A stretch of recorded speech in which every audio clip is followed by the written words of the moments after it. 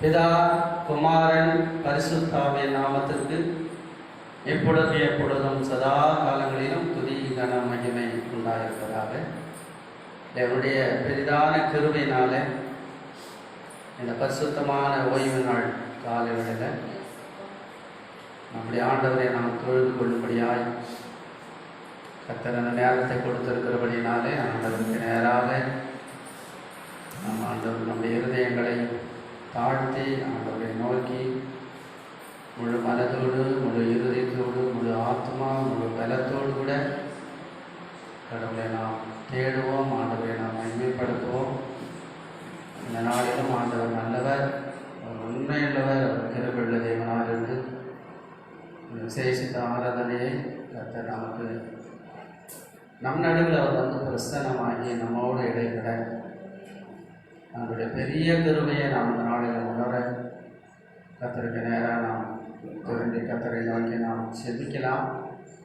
ஸ்தோத்திரிக்கிறோம் ஆண்டவரே, நன்றியோடு கூட ரட்சகனாக துதிக்கிறோம், மகிமைப்படுத்துகிறோம், போற்றுகிறோம், புகழ்கிறோம். தகப்பனே, வானோர் பூதலத்தோர் பூமியின் கீழானுடைய முழங்கால்களை முடக்கி நாவுகளை ஆவி மறைக்க பண்ணுகிற தேவனை நாம் துதிக்கிறோம், மகிமைப்படுத்துகிறோம். வானத்திலும் பூமியிலும் சகல அதிகாரமும் எனக்கு இருக்கிறது என்று சொன்னவரே துதிக்கிறோம், சோதரித்து மகிமைப்படுத்துகிறோம். மேலே ஆதியிலே பூர்வ உலகங்களை உண்டாக்கினவர், பிதாவோடு கூட மையமேலே இருந்தவர், மனிதனுக்காக மாம்சத்திலே மனிதனாகினவர், மாம்சத்திலே பாவத்தை சுமந்து மரணத்தை ஏற்று சிறுவில் மறித்து அடக்கம் பண்ணப்பட்டு 3ஆம் நாள் உயிரோடு இழந்தாண்டவர், நிறைய மரணம் பாவம் பாலாளத்தை ஜெயித்தவர், என்றைக்கும் உயிரோடு இருக்கிறவர், பரலோகத்தில் வாசமாக இருக்கிற தேவன் எங்களை மறுபடியும் வந்து சந்தித்து இந்த உலகத்தை நியாயம் தீர்க்க போகிற நியாயாதிபதி துதிக்கிற ராஜா நம்மளுக்கு வணங்கி மகிமைப்படுத்துகிறோம். இந்த காலையிலும் பரலோகம் எல்லாம் பாடி மகிமைப்படுத்த சகல பரிசுத்தவான்களும் ஓவியம் கொடிகள் எல்லாம் மகிழ்ப்படுத்தி ஆர்ப்பரிக்க இந்த சிறுவர்கள் பாலகருடைய வாயினாலே துதியோட பணவை சில தேவன் சிறுவர்களும் பாலகர்களுமான எங்களை கூட ஆராதனையில் உங்களை துதிக்கும்படியான கருவையை கொடுத்து வருகிறேன். நாங்கள் நன்றி செலுத்துகிறோம். இப்போதும் அது அதிகாரத்தையும் வல்லமையும் உடைய மகிமையும் இந்த இடத்துல காண்படி செய்யும். இந்த ஆராதனைக்கு எதிரான எல்லா சத்துடைய கிரிகளையும் கர்த்தர் விலக்கி பாதாளத்தில் சத்துடைய கிரியைகளை கட்டி போடும். பொருளாத மனுஷர் எண்ணங்களுக்கு, நினைவுகளுக்கு, கிரியைகளுக்கு எங்களை தப்பவையும் தேவன நாளில் நாங்கள் ஆராதிக்கிறதுக்கு எங்களுக்கு கிருபைக்காரம் தடையாக இருக்கிற பலவீனங்கள், பாவங்களை, அக்கிரமங்களை, அநியாயங்களை கர்த்தர் மன்னித்து நம்மளுடைய கிருபையினாலே இந்த ஸ்தலத்தில் நிற்க உங்களை தேட எங்களுக்கு உதவி பண்ணுது. எல்லாருமே ஆராதனையில் எங்களோடு கூட இடைப்பட்டு உண்மையாக தேடுகிற யாவரையும் கண்ணோக்கிறோம். இன்றைக்கு நாங்கள் எடுக்கிற ஆராதனையில் பரலோகம் இந்த இடத்துக்கு வரும். பரலோக பிரசனத்தை உங்கள் பிள்ளைகளுக்கு கொடுக்க போகிறேன். கேட்கிற வார்த்தைகளும் எங்களுக்கு ஆசீர்வாதமாக இருக்கட்டும், சகலமும் உங்களுக்கு மகிமையாக பிரியமாக இருக்கட்டும். நீரை இதை பொருட்படுத்தி இதை நடத்தி ஆசீர்வதித்து தாரும். இரட்சகர் இயேசுவின் வெளியேற பெற்ற நாமத்தில் வேண்டுகிறோம், ஜீவனோட நல்ல பிதாவே, ஆமென். கர்த்தர் இந்த அருமையான பரிசுத்த ஆராதனையை கர்த்தர் நமக்கு ஆசீர்வதித்து தரும்படியாக நாம் தொடர்ந்து கர்த்தருடைய பிரசன்னத்திலே நாம் இருக்கலாம். ஒரு பாடலை நாம் பாடின பிறகு நாம் கர்த்தருடைய வார்த்தைக்கு நாம் கடந்து போவோம். அல்லேலூயா.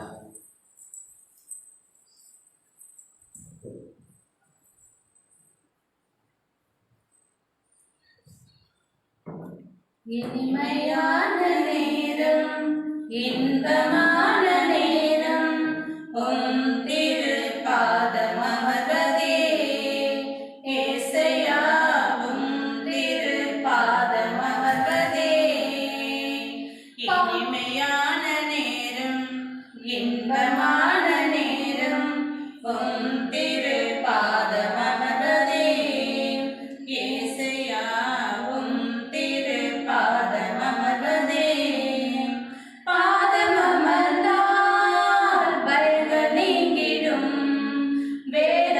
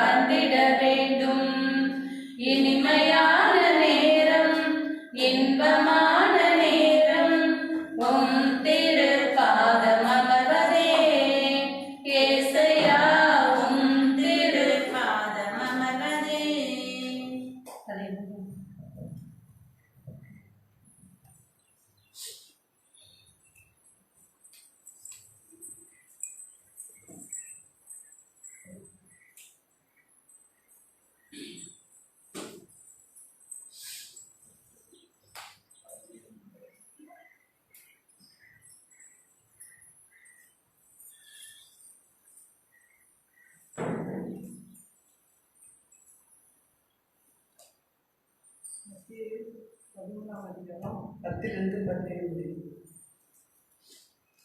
அப்பொழுது சீஷர்கள் அவரிடத்தில் வந்து, ஏன் அவர்களோட உவமைகளாக பேசுகிறீர் என்று கேட்டார்கள்.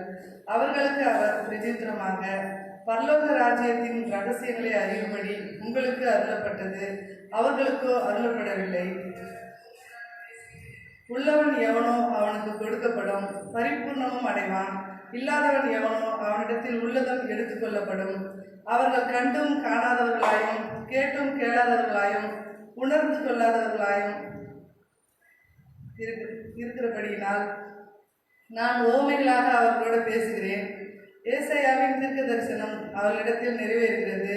அதாவது, காதார கேட்டும் உணராதிருப்பீர்கள், கண்ணார கண்டும் அறியாதிருப்பீர்கள்.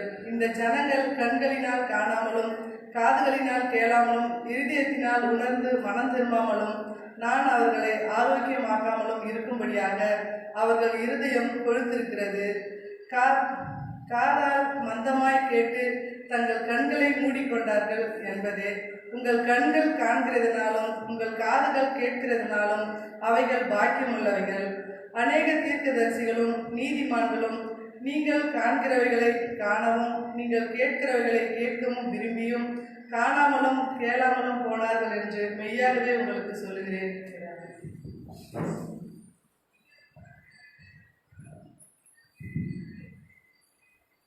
கர்த்தருடைய பரிசுத்த நாமம் மகிமைப்படுவதாக. தேவன் தாமே இந்த விலையேற பெற்ற வார்த்தைகள் வழியாக கர்த்தர் நம்மோடு கூட இடைப்படுவாராக. அவருக்கு எல்லா மகிமையும் எப்போதும் இருப்பதாக. நான் வாசித்த பரிசுத்த மத்திய எழுதின நற்செய்தி நூல் 13ஆம் அதிகாரத்தில் 16ஆம் வசனத்தை நாம் வாசிப்போம். உங்கள் கண்கள் காண்கிறதினாலும் உங்கள் காதுகள் கேட்கிறதினாலும் அவைகள் பாக்கியமுள்ளவைகள். கண்களை மூடி நாம் கர்த்தரை நோக்கி பார்க்கலாம். உங்கள் கண்கள் காண்கிறதினாலும் உங்கள் காதுகள் கேட்கிறதினாலும் அவைகள் பாக்கியமுள்ளவைகள். நேசிக்கிற அன்பு தகப்பனே, பரலோக பிதாவே, உம்முடைய குமாரன் இயேசுவின் அன்புள்ள நாமத்தில் நம்ம இடத்துல வந்திருக்கிறோம். என் இடத்துல வருகிறவனே நான் புறம்பே தள்ளுவதில் என்று சொன்ன எங்கள் ஆண்டவர் இயேசுவை மகிமைப்படுகிறோம். இப்பொழுது ஆண்டவரே, இந்த உலகம் உண்டானது இந்த வார்த்தைகள் இந்த பூலோகம் எங்கும் பூச்சக்கரம் முழுவதும் ஆண்டவரே கடந்து செல்கிறது. ஆனாலும் ஒரு சில மக்களே இந்த வார்த்தைகளை கேட்பவர்களாகவும் ஆண்டவர் இதை உணர்கிறவர்களாகவும் காண்பவர்களாகவும் இருக்கிறார்கள். இந்த வார்த்தைகளே ஆண்டவரே அன்றைக்கு சீசர்களோடு கூட நீ பேசும் பொழுது அவளை பார்த்து உங்கள் கண்கள் காண்கிறதுனாலும் உங்கள் காதுகள் கேட்கிறதுனாலும் அவைகள் பாக்கியமுள்ளவைகள் என்று சொன்னீரப்பா. மகிமையான வார்த்தைகளை தான் இந்த நாளின் ஆராதனைகளே நாங்கள் கேட்கவும் காண வந்திருக்கிறோம். அதை உணரக்கூடிய கிருபை எங்களுக்கு தாரும். அடியனல்ல நீ பேசும், அடியனும் நாங்களும் கேட்கிறோம். நாமும் மகிமைப்படுத்தோம். உமக்கே மகிமை செலுத்தி எங்களை தாழ்த்தி ஒப்பு கொடுத்து வேண்டிக் கொள்கிறோம். சிவனோட நல்ல பிதாவே, ஆமென்.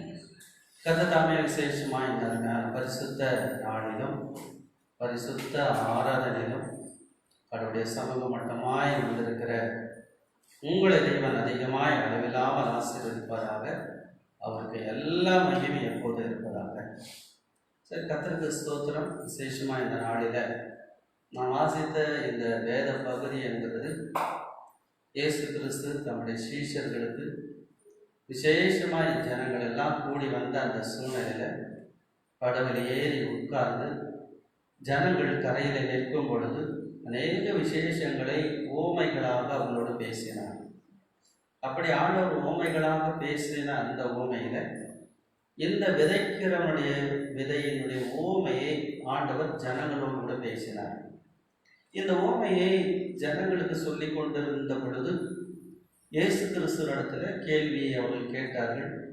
சீஷர்கள் அவரிடத்தில் வந்து, ஏன் அவர்களோடு ஓமைகளாக பேசுகிறீர் என்று கேட்டார்கள். காரணம், ஓமைகள் என்று சொல்லப்படும் பொழுது அறியாத மறைப்பொருளானவைகள் வழியாக ஆண்டவர் பேசி கொண்டிருந்ததனாலே, ஆண்டவரே நீ பேசுகிற இந்த மறைப்பொருளான ஓமைகளை இந்த ஜனங்களால அறிந்து கொள்ள முடியாது, அவங்க எப்படி இதை உணர்ந்து கொள்ள முடியும் என்கிறதுனால ஏன் ஆண்டவரே இப்படி அவர்களோடு கூட பேசுகிறீர் என்கிற ஒரு கேள்வி அவர்கள் எழுப்பினார்கள்.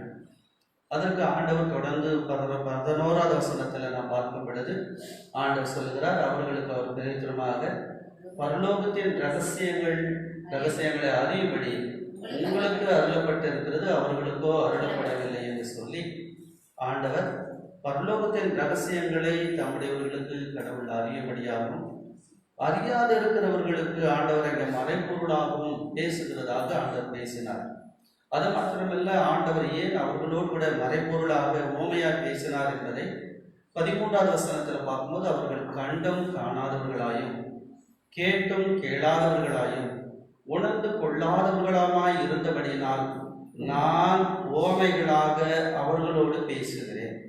அதனால ஆண்டவர் இங்கே ஓமைகளாக பேசுகிற இந்த காரியத்தை ஏன் பேசுகிறேன் என்பதை கூட ஆண்டவர் இங்கே உணர்த்துகிறதை நாம் பார்க்கணும். காரணம், கண்கள் இருந்தும் அவர்களால் காணக்கூடாதவர்களாக, காதுகள் இருந்தும் கேளாதவர்களாக இருக்கிறபடியினாலதான் நான் இப்பொழுது ஓமைகளாக அவர்களோடு கூட பேசுகிறேன் என்று சொல்லி 15வது வசனத்தில் வரும்போது சொல்கிறார், இந்த ஜனங்கள் கண்களினால் காணாமலும் காதுகளினால் கேளாமலும் இருதயத்தினால் உணர்ந்து மனம் திரும்பாமலும் நான் அவர்களை ஆரோக்கியமாக்காமலும் இருக்கும்படியாக அவர்கள் இருதயம் கொழுத்திருக்கிறது, காதால் மந்தமாய் கேட்டு தன் கண்களை மூடிக்கொண்டார்கள் என்பதே என்று சொல்லி ஏசாயா தீர்க்கதரிசனுடைய ஆகமத்தின் செய்தி சீஷர்கள் ஏன் இவர்களோடு கூட ஓமையாய் பேசுகிறீர் என்று கேட்ட கேள்விக்கு ஏசாயா தீர்க்கதரிசியும் கூட இப்படிதான் பேசினார்.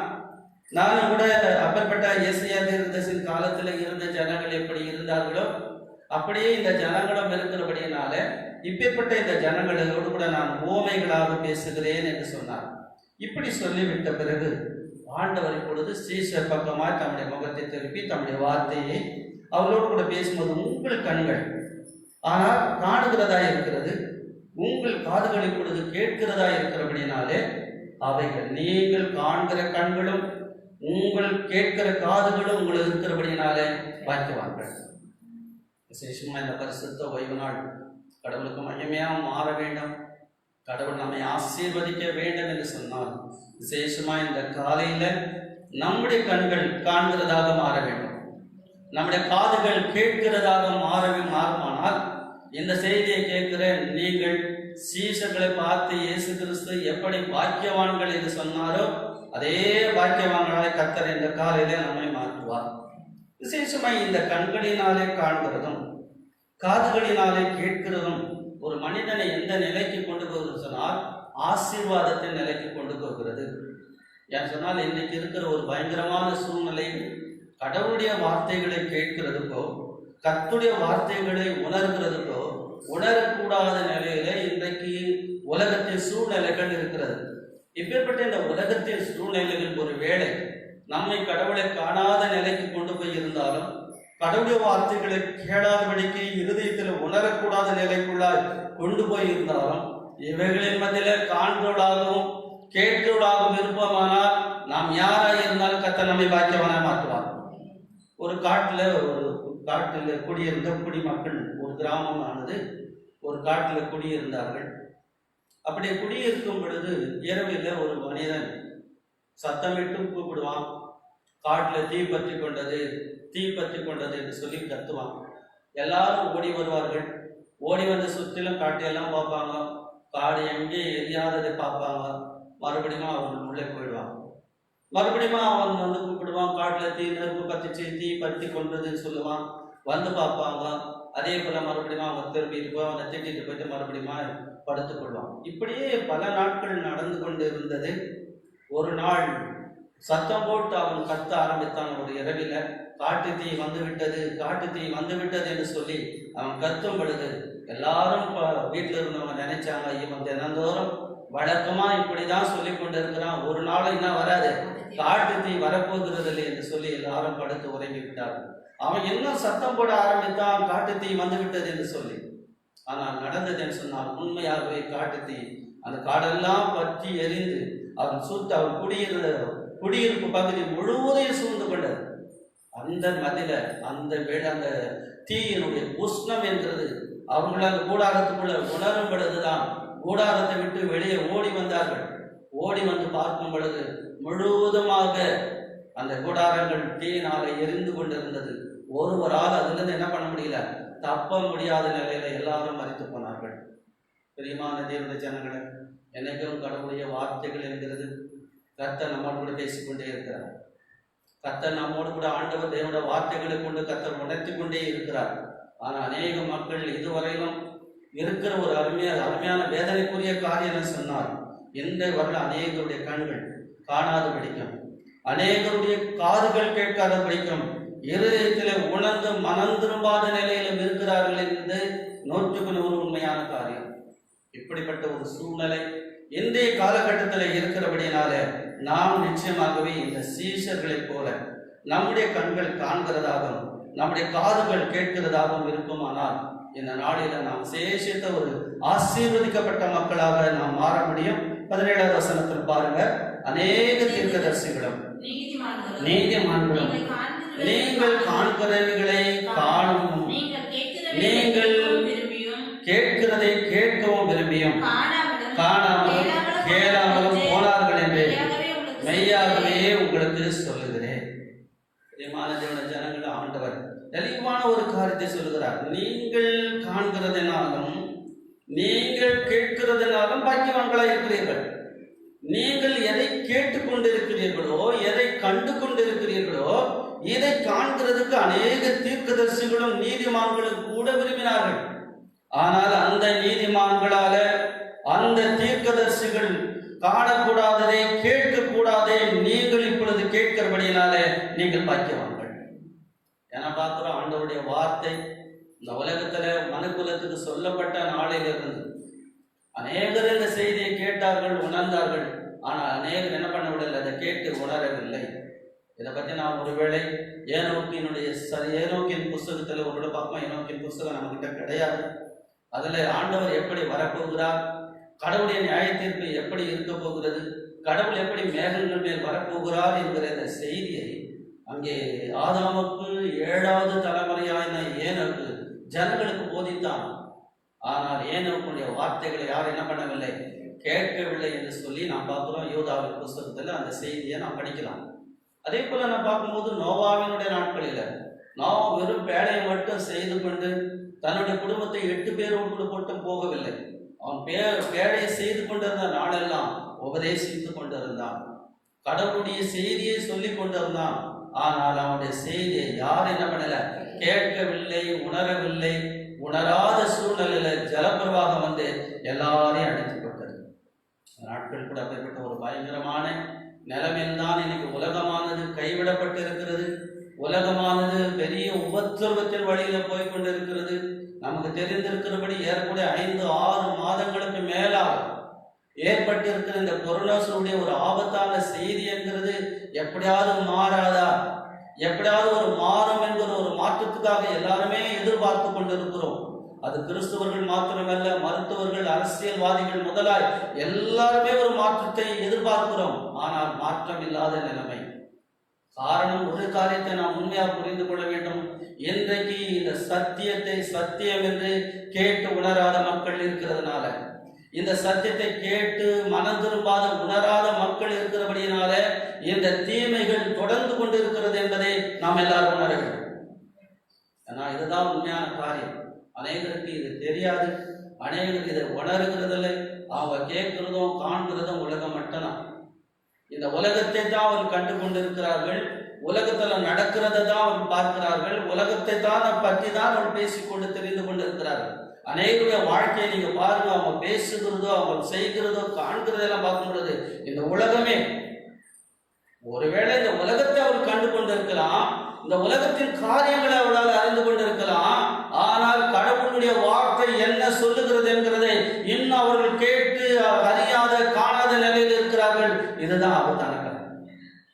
இது யாருக்கோ இல்லை, ஆண்டவர் இங்கே யாருக்கு சொல்லுகிறாரு சொன்னால் அவரோடு கூட அந்த ஓமையா பேசி கொண்டிருந்ததை கேட்டு உணராது இருக்கிற ஜனங்களுக்கு தான் அதை பார்த்து சொன்னார். ஏசாவுடைய நாட்களில், ஏசியா தீர்க்கதரிசி நாட்களில் இருந்த அந்த ஜனங்களுக்கு தான் அதை சொன்னார். என்றைக்கும் இந்த திருச்சபையை சார்ந்த கடவுளுடைய பிள்ளைகளாக இருக்கிற நீங்கள் யாராக இருந்தாலும் இன்னும் காணாதவர்களாக, இன்னும் கேளாதவர்களாக, இன்னும் இருதயத்தில் மனம் திரும்பாமல் உணராமல் இருப்பீர்கள் சொன்னால் அதை போன்ற ஆபத்து வேற எதுவுமே இல்லை. நான் ஏதோ உங்களுக்கு எதிரான ஒரு செய்தியை ஆயத்தம் பண்ணி நான் உங்களுக்கு பிரசங்கிக்க வேண்டிய அவசியம் எனக்கு இல்லை.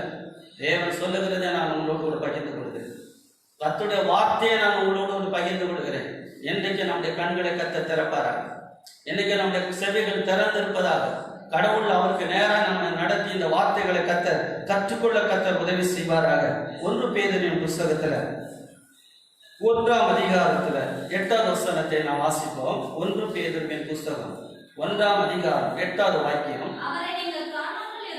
அவரை நீங்கள் காணாமல் இருந்தும் அவரிடத்தில் அன்பு கூறுகிறீர்கள். இப்பொழுது அவரை தரிசியாமல் இருந்தும் அவரிடத்தில் விசுவாசம் வைத்து சொல்லி முடியாததும் மகிமையால் நிறைந்ததுமாய் இருக்கிற சந்தோஷமுள்ளவர்களாய் களி கூர்ந்து உங்கள் விசுவாசத்தின் பலனாகிய ஆத்ம ரட்சிப்பை அடைகிறீர்கள். இப்பேற்பட்ட காரியத்தை சொல்லிவிட்ட பிறகு 11 சொல்லுகிறார், தங்களில் உள்ள கிறிஸ்துவின் ஆவியானவர் கிறிஸ்துவுக்கு உண்டாகும் பாடுகளையும் அவர்களுக்கு பின்வரும் மகிமையும் முன்னறிவித்த போது என்ன காலத்தை குறித்தார் என்பதையும் அந்த காலத்தின் விசேஷம் இன்னது என்பதையும் ஆராய்ந்தார்கள். அப்படி ஆராய்ந்த பொழுது நடைபெற்ற ஒரு காரியத்தை பார்க்கும் பொழுது அடுத்த வசனத்தை சொல்கிறார், தங்கள் நிமித்தம் அல்ல நமது நிமித்தமே இவர்களை தெரிவித்தார்கள் என்று அவர்களுக்கு வெளியாக்கப்பட்டது பரலோகத்திலிருந்து அனுப்பப்பட்ட பரிசுத்த ஆவியினாலே உங்களுக்கு சுவிசேஷமாய் பிரசங்கித்துள்ளதை கொண்டு இவைகள் இப்பொழுது உங்களுக்கு அறிவிக்கப்பட்டு வருகிறது. இவைகளை உற்று பார்க்க தேவதூதரும் ஆசையாயிருக்கிறார்கள். அப்படியானால் இயேசு கிறிஸ்துவின் மூலமாக இந்த கடைசி காலங்களிலே அறிவிக்கப்பட்ட காரியங்களை அன்றைக்கு இருந்த தீர்க்கதரிசிகள் பரிசுத்தவான்கள் எல்லாம் ஆராய்ந்து பார்த்தார்கள். ஆராய்ந்து பார்த்து என்ன நடந்து சொன்னால் ஆத்ம மீட்பை 9வது வசனத்தில் விசுவாசத்தின் பலனாகிய ஆத்ம ரட்சிப்பை அவர்கள் என்ன பண்ணினார்கள்? அடைந்து கொண்டார்கள், பெற்றுக் கொண்டார்கள் என்று சொல்லி பார்க்கிறோம். ஆனால் அதே ஆத்ம ரட்சிப்பை அநேர் கேட்டும் அதை ஒருவேளை அவர்களால் அறிந்து கூட சுவிசேஷத்தை கேட்டும் கூட அவர்களால் என்ன பண்ண முடியல, அறிய முடியாமல் போனார்கள். இன்னைக்கு செய்தி கேட்கிற தேவனுடைய பிள்ளைகளை எத்தனையோ நாள் முன்னோடு கூட பேசிக் கொண்டிருக்கிற இந்த சுவிசேஷத்தின் வார்த்தை, இயேசு கிறிஸ்துவை பற்றிய வார்த்தைகளை நீ ஆராய்ந்து கடவுளுடைய வார்த்தை நீ கேட்டு இருக்கிறாய் என்று சொன்னால் நீ கேட்டு அறிந்து உணர்ந்த வார்த்தையானது உனக்கு ஆத்ம ரட்சிப்பை கொடுத்திருக்க வேண்டும். அந்த ஆத்ம ரட்சிப்பை நீ இன்னும் கடவுளுடைய வார்த்தை கேட்டு உணராமல் இருப்பாய் என்று சொன்னால் ஆத்ம ரட்சிப்பை நீ இழந்து கொண்டு இருக்கிறாய் என்பது அர்த்தம்.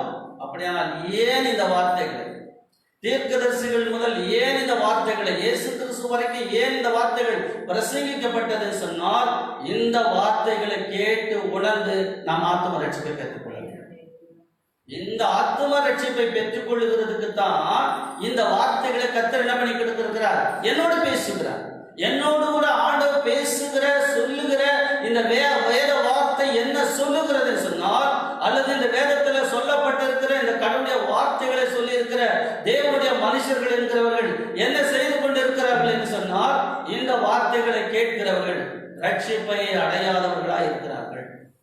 அதனால இது ஒரு பயங்கரமான ஒரு காரியம். எப்பேற்பட்ட சூழ்நிலைகளிலும் ஆத்ம ரட்சிப்பை நாம் என்ன பண்ண வேண்டும், அடைய வேண்டியது அவசியமானது. ஆத்ம ரட்சிப்பை நாம் உண்மையாகவே அடைய வேண்டும் என்று சொன்னால் கேட்கிற நாம் மனம் திரும்பி ரட்சிப்பை பெற்றுக் கொள்ள வேண்டும். இதுக்காக தான் இந்த சுவிசேஷமே பிரசங்கிக்கப்படுகிறது. இதற்காக தான் இதை பரிசுத்தவான்கள் என்ன பண்ணினாங்க, ஆராய்ந்து பார்த்தார்கள். இதை ஆராய்ந்து பார்த்த பொழுது கேட்டவர்கள் அறிவித்தவர்கள் என்ன கண்டு கொண்டார்கள் சொன்னால் இந்த வார்த்தையில் தான் எனக்கு என்ன இருக்கிறது, ஆத்மாவின் ரட்சிப்பு இருக்கிறது. இதைதான் இங்கே ஆண்டவர் இயேசு கிறிஸ்து சீஷர்களோடு கூட பேசும் பொழுது இந்த வார்த்தை கேட்டு உணராது இருக்கிற இந்த மக்கள் ஏன் அப்படிப்பட்டவர்களா இருக்கிறார்கள்? நான் கேட்டு அவர்களால் என்ன பண்ண முடியல, நான் சொல்லி அவர்களால் கேட்க முடியவில்லை. நான் சொல்லுகிற வார்த்தைகளை அவர்களால செவி கொடுக்கிறதுக்கோ காண்கிறதுக்கோ உணர்கிறதுக்கோ முடியாதவர்களா இருக்கிறாங்க. என்னுடைய ஆபத்து என்ன சொன்னால் அவர்களுக்கு ஆத்ம ரட்சிப்பு இல்லை. அதுதான் இன்றைக்கு அனுப்புகிற காலம். இன்றைக்கு உண்மையாகவே இந்த நாட்களில் நாம் உணர வேண்டிய ஒரு காரியம், முதலாவது இந்த வார்த்தைகளை நாம் கேட்கிறதுனாலே, இந்த வார்த்தைகளை நாம் காண்கிறதுனாலே, கொடுக்குறாருன்னா ஆத்தும ரட்சிப்பை கொடுக்குறாரு. இந்த ஆத்தும ரட்சிப்பை பற்றி ஒரு வேளை நான் பார்க்கும்போது மொத்தைக்காய் இருக்கிறவன் பாபிலோன் தேசத்துல மேலே பெர்சியாவுடைய காலங்களில அவர்கள் அர்த்தசஷ்டா என்கிற ஆகாஸ்வேரு ராஜாவினுடைய நாட்களில அவர்கள் அங்கே அந்நிய தேசத்துல இருக்கும் பொழுது யூதர்கள் எல்லாம் அழிக்கப்படும்படியான ஒரு செய்தியை ஆமான் என்கிறவன் பிரகடனம் பண்ணினான். எல்லா யூதர்களும் அழிக்கப்படும்படியான செய்தி உலகத்தில் பகுதியில் இருக்கிற எல்லா மக்களுக்கும் கொண்டு செல்லப்படுகிறது. இந்த செய்தியை அறிந்த மொர்தெகாயால அந்த அரண்மனையிலே உட்கார்ந்து கொண்டு இருக்க முடியவில்லை. இந்த செய்தியை கேட்ட அவன் தன் வஸ்திரங்களை கிழித்துக் கொள்ளுகிறான், ரட்டுடுத்திக் கொள்ளுகிறான். ஒருவனும் அந்த வாயிலே ரட்டுடுத்தி சாம்பலிலே உட்காரக்கூடாது, அந்த சட்டத்தை மீறி அங்கே நிற்கிறான். இந்த செய்தியை எஸ்தர் அறிந்து அவனுக்கு உடைகள் எல்லாம் அனுப்பி, நீ இந்த உடைகளை மாற்றிக்கொள், நீ அப்படிப்பட்ட ஒரு கோலத்தில் இருக்க வேண்டும் சொல்லும் பொழுது அவன் திரும்ப செய்தி அனுப்புகிறான். எஸ்தரே, இந்த நாட்களிலே உனக்கு கிடைத்திருக்கிற இந்த ராஜமேன்மை என்கிறதை நீ எதற்கென்று நினைத்துக் கொண்டிருக்கிறாய்? நீ அரண்மனையிலே உல்லாசமான ஒரு வாழ்க்கைக்காக அல்ல, நல்ல உடைகளை உடுத்திக் கொள்ளுகிறதுக்கல்ல, மேன்மை கௌரவத்துக்காக அல்ல. உனக்கு கொடுத்திருக்கிற இந்த வாய்ப்பை நீ பயன்படுத்தவில்லையானால் ரட்சிப்பு என்கிறது யூதர்களுக்கு வேறு இடங்களுக்கு வரும். உனக்கு கிடைத்திருக்கிற இந்த நேரம் எதற்காக சொன்னால், உனக்கு கொடுத்திருக்கிற பதவி எதுக்குன்னு சொன்னால், நீ யூதர்களை ரட்சிக்க வேண்டும், யூதர்களுக்காக நீ எழும்ப வேண்டும் என்று சொல்லும் பொழுது தன்னுடைய ராஜ மேன்மை எல்லாம் விளக்கிறது. செத்தாலும் சாகுறேன் என்று சொல்லி தேவனுடைய சமூகத்தில் ஒப்பு கொடுத்து அவள் அள்ளும் பகலும் உபவாசித்து கடவுளை தேடுகிற ஒரு மனுஷியா மாறினதுனால என்ன நடந்து சொன்னால், ஒரு சாதாரணமான ஒரு மொர்தெகாயுடைய வார்த்தையை கேட்டு உணர்ந்ததுனால 127 நாடுகளில கர்த்தர் மாற்றத்தை கொடுத்தார். என்ன ஒரு ஆச்சரியமான காரியம் இல்ல? எத்தனையோ நாட்கள் சபைகளில பிரசவிக்கிற செய்தி, ஒவ்வொரு சுவிசேஷ கூட்டங்களில் அறிவிக்கிற செய்தி, ஒவ்வொரு எழுப்புதல் கூட்டங்களில் வருகிற செய்தி, டிவி நிகழ்ச்சிகளில் நான் பார்க்கிற செய்திகள் சொன்னால் மனம் திரும்ப வேண்டும், ரட்சிக்கப்பட வேண்டும் என்கிறது தான் செய்தியா இருக்கிறது. ஆனால் இன்றைய வரையிலும் கண்கள் இருந்தும் காணாதவர்களாக, காதுகள் இருந்தும் கேளாதவர்களாக, இருதயத்தில் உணர்ந்து குணப்படாத நிலைமையில இருக்கிற மனிதர்கள் இருக்கிறதுனால ஆண்டவர் அவர்களுக்கு உவமையா பேசினார். அல்லது இன்றைக்கு வரலும் இந்த செய்தியை கேட்கிற மக்கள் உணராதவர்களாக இருக்கிறார்கள். இந்த செய்தியை கேட்கிற மக்கள் இன்னைக்கு வரலும் மனம் திரும்பாமலே வாழ்கிறார்கள். இப்பேற்பட்ட நிலைமை என்கிறது மாற வேண்டும்.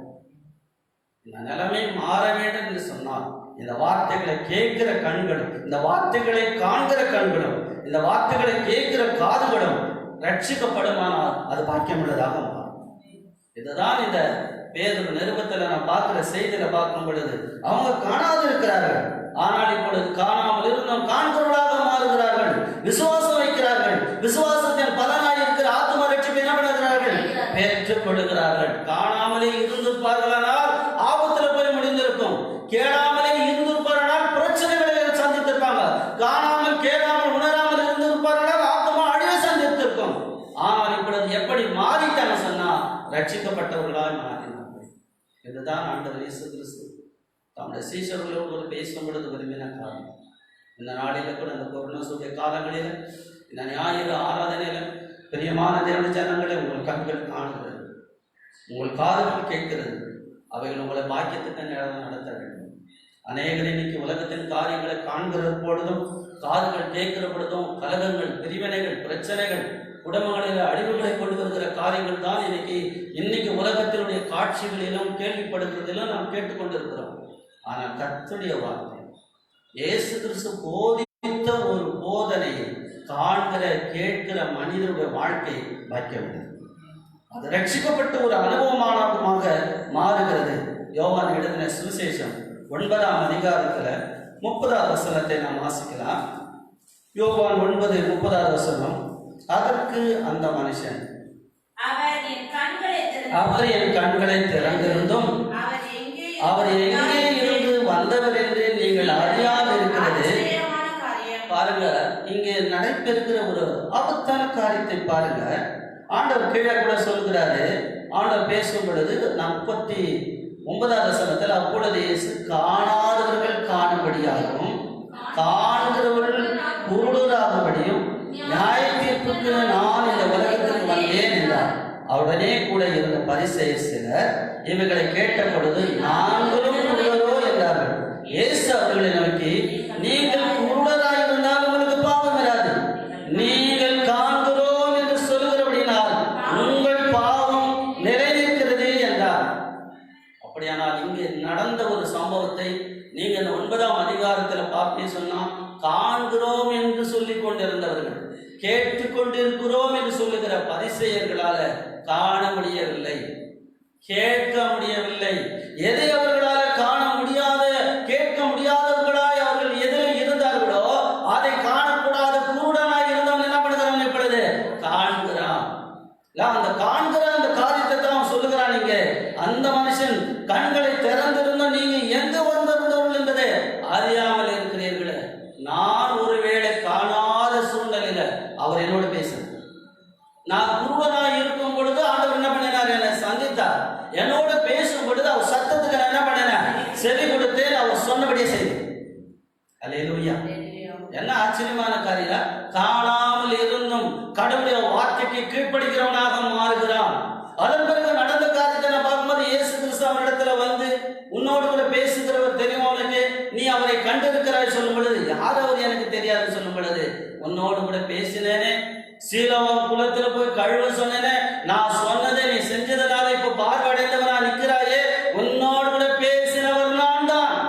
நீ சொல்லி சாட்சி கொடுத்தாயே அவர் யார் என்று சொல்லி, அவர் பரலோகத்திலிருந்து வந்தவர், தேவனுடைய குமாரன் சொன்னாரே, அவர் தான் நான் என்று சொல்லும் பொழுது அவன் ஆண்டவரை பணிந்து கொள்ளுகிறான். ஆண்டவருடைய பிள்ளையார் விசுவாசிக்கிறேன் என்று சொல்லி அவரை பணிந்து கடவுளுடைய மனுஷனாக மாற்றப்படுகிறான். இதுதான் இன்னைக்கு சூழ்நிலையாக மாற வேண்டும்.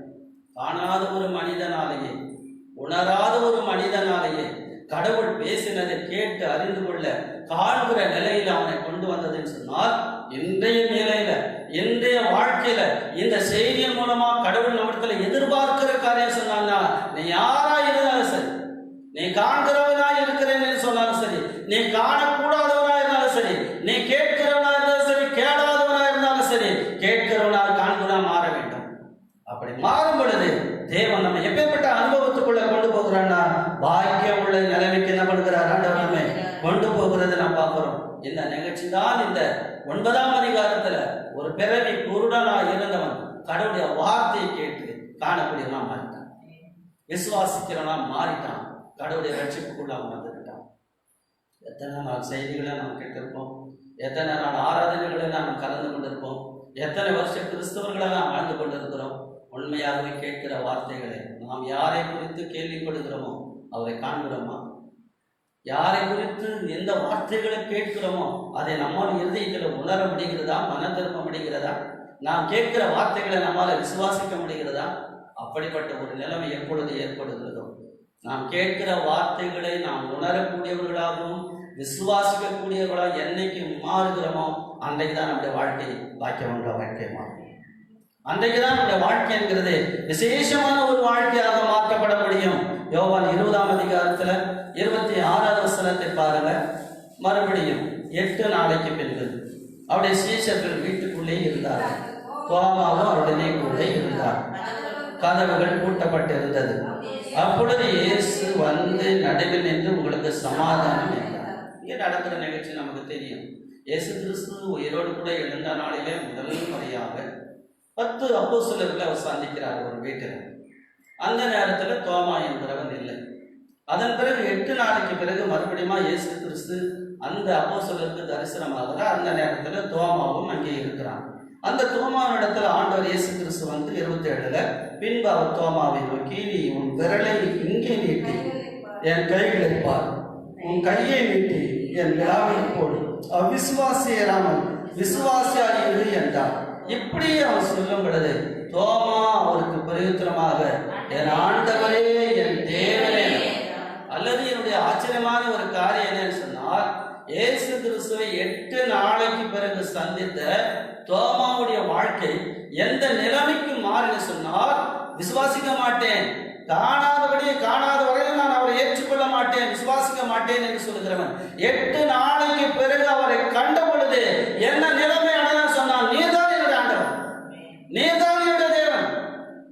உண்மையாக ஒரு யூதனால இயேசு கிறிஸ்து சாதாரணமாக ஆண்டவர் தேவன் என்று என்ன பண்ண மாட்டான், சொல்ல மாட்டான். ஏன் சொன்னால் அவனுடைய கற்றுக்கொண்ட பாடம் எல்லாம் அவன் அறிவு பெற்ற நாளிலிருந்து அறிந்து கொண்ட சத்தியம் சொன்னால் உன் தேவனாக கர்த்தர் தான் ஒருவர், தேவன் தான் ஒருவர் என்பதை அறிந்தவன் இப்பொழுது சரீர பிரகாரமா உலகத்தில் வந்த ஒரு இயேசு கிறிஸ்துவை உயிர் தெழுந்த பிறகு சந்தித்த தோமாவினாலே என்ன அனுபவத்துக்குள்ளாவார் சொன்னால் இனிமேல் நீதான் என்னோட ஆண்டவர், நீதான் இனிமேல் நீதான் என்னுடைய தேவன் என்று சொல்லி இந்த ஒரு காரியத்துக்குள்ளாய் அவன் கண்ட பிறகு ஆண்டவர் அவனை பார்த்து சொன்னேன், கண்டதனால விசுவாசிக்கிறார், ஆனால காணாததான் இன்னும் கூட நீ பாக்கியவானாய் இருந்திருக்கலாம் என்று சொல்லுகிறான். ஆனால் அவன் எதை கண்டானோ, எதை விசுவாசித்தானோ, எதை கேட்டானோ அதை தான் அந்த தேசம் வரைக்கும் கொண்டு வந்தான். அந்த செய்தி அவனால் அங்கே சும்மா இருக்க முடியல. நான் கண்டாதான் விசுவாசிப்பேன், நான் கையை போட்டதான் நம்புவேன் சொல்லி கொண்டு இருந்தவன் உலகம் முழுவதும் சென்று கடவுளுடைய சுவிசேஷத்தை அறிவிக்கிற ஒரு மனிதனாக தோமா இங்கே மாற்றப்பட்டதுக்கு என்ன காரணம் சொன்னால், காணக்கூடாதவனாய் இருந்தவனை கர்த்தர் காணும்படி செய்தார், கேட்கக்கூடாத இருந்தவனை கர்த்தர் கேட்கும்படி செய்ததுனால அவன் உலகம் முழுவதும் கர்த்தருக்காக எழும்பி சத்தியத்தை சொல்லுகிற மனிதனாக என்ன பண்ணிவிட்டான், மாறிவிட்டான். இன்னைக்கு பிரியமான ஜனங்களை, கண்கள் காண்கிறதுனாலும் காதுகள் கேட்கிறதுனாலும் பாக்கியம். நம்ம பாக்கியமான நடத்தத்தை எது தெரியுமா, நம்ம கண்ணு தான். நம்ம பாக்கியமான நடத்துக்கிறது எது தெரியுமாங்க, நம்மளுக்கு. நான் இங்க கண்ணை பற்றி காதை பற்றி கத்தரை பற்றி கேட்கணும்னு நினைச்சு சொல்லிட்டு இருக்கிறேன், ஆனா அநேகம் கேட்க மாட்டாங்க. இல்லை அதே அநேகருக்கு அதை பார்க்கணும்னு ஒரு எண்ணமும் கிடையாது. ரொம்ப வேதனையான காரியம் இல்லை. நம்ம இங்கே இருந்து பார்த்துருக்கலாம், அது ஒன்றும் பிரச்சனையே கிடையாது. எதனா கேட்டுக்கலாம் வெளியில இருந்து, அது ஒன்றும் பிரச்சனையே கிடையாது. ஆனால் இந்த சத்தியத்தை நீ கேட்கறதுனால சீஷர்களுக்கு என்ன சொன்னாரோ அது உனக்கு வரணும், ஜனங்களுடைய நிலம் உனக்கு வரக்கூடாது. ஏன்னா அந்த ஜனங்களோடு கூட ஓமைகளை பேசினால் அந்த ஓமைகளை அவங்களால அறிந்து கொள்ள முடியாததுனால, அந்த ஓமைகளை அவங்க புரிந்து கொள்ளாததுனால அவங்க யாரா இருந்தாங்கன்னு சொன்னா காணக்கூடாத குருடராக இருந்தார்கள், கேட்கக்கூடாத செவிடர்களாக இருந்தார்கள், இருதயத்தில் உணர்ந்து குணப்படாத மனிதர்களாக இருந்தாங்க. எனக்கு எத்தனை கிறிஸ்தவர்களுடைய வாழ்க்கை இப்படிதான் இருக்குது. இல்லை அந்த சில நேரங்கள் ஆராதனைகளில் கூட நம்ம கலந்து கொள்ளுவோம். இல்லை ஆனால் பறக்கிற செய்திகளை ஆவியான நம்மோடு கூட பேசும் பொழுது கூட கண்ணு காணாது, இல்லை காது கேட்காது, இருதயத்தில் உணராது. நான் யாரா இருந்தேன்னா அப்படியே போகிறவனா இருப்பேன். நிலைமை மாறும். நிலைமைகளை மாற்ற வேண்டும் என்று சொன்னால் காணாத கண்களை கர்த்தர் காண வைக்கிறார், கேட்காத செவிகளை கர்த்தர் கேட்க வைத்து இருதயத்தை உணர்ந்து திருப்புகிறார். அப்படி திருப்பும் பொழுது ஒரு மனிதனுடைய வாழ்க்கை ஆசீர்வதிக்கப்பட்டதாக மாறுகிறது.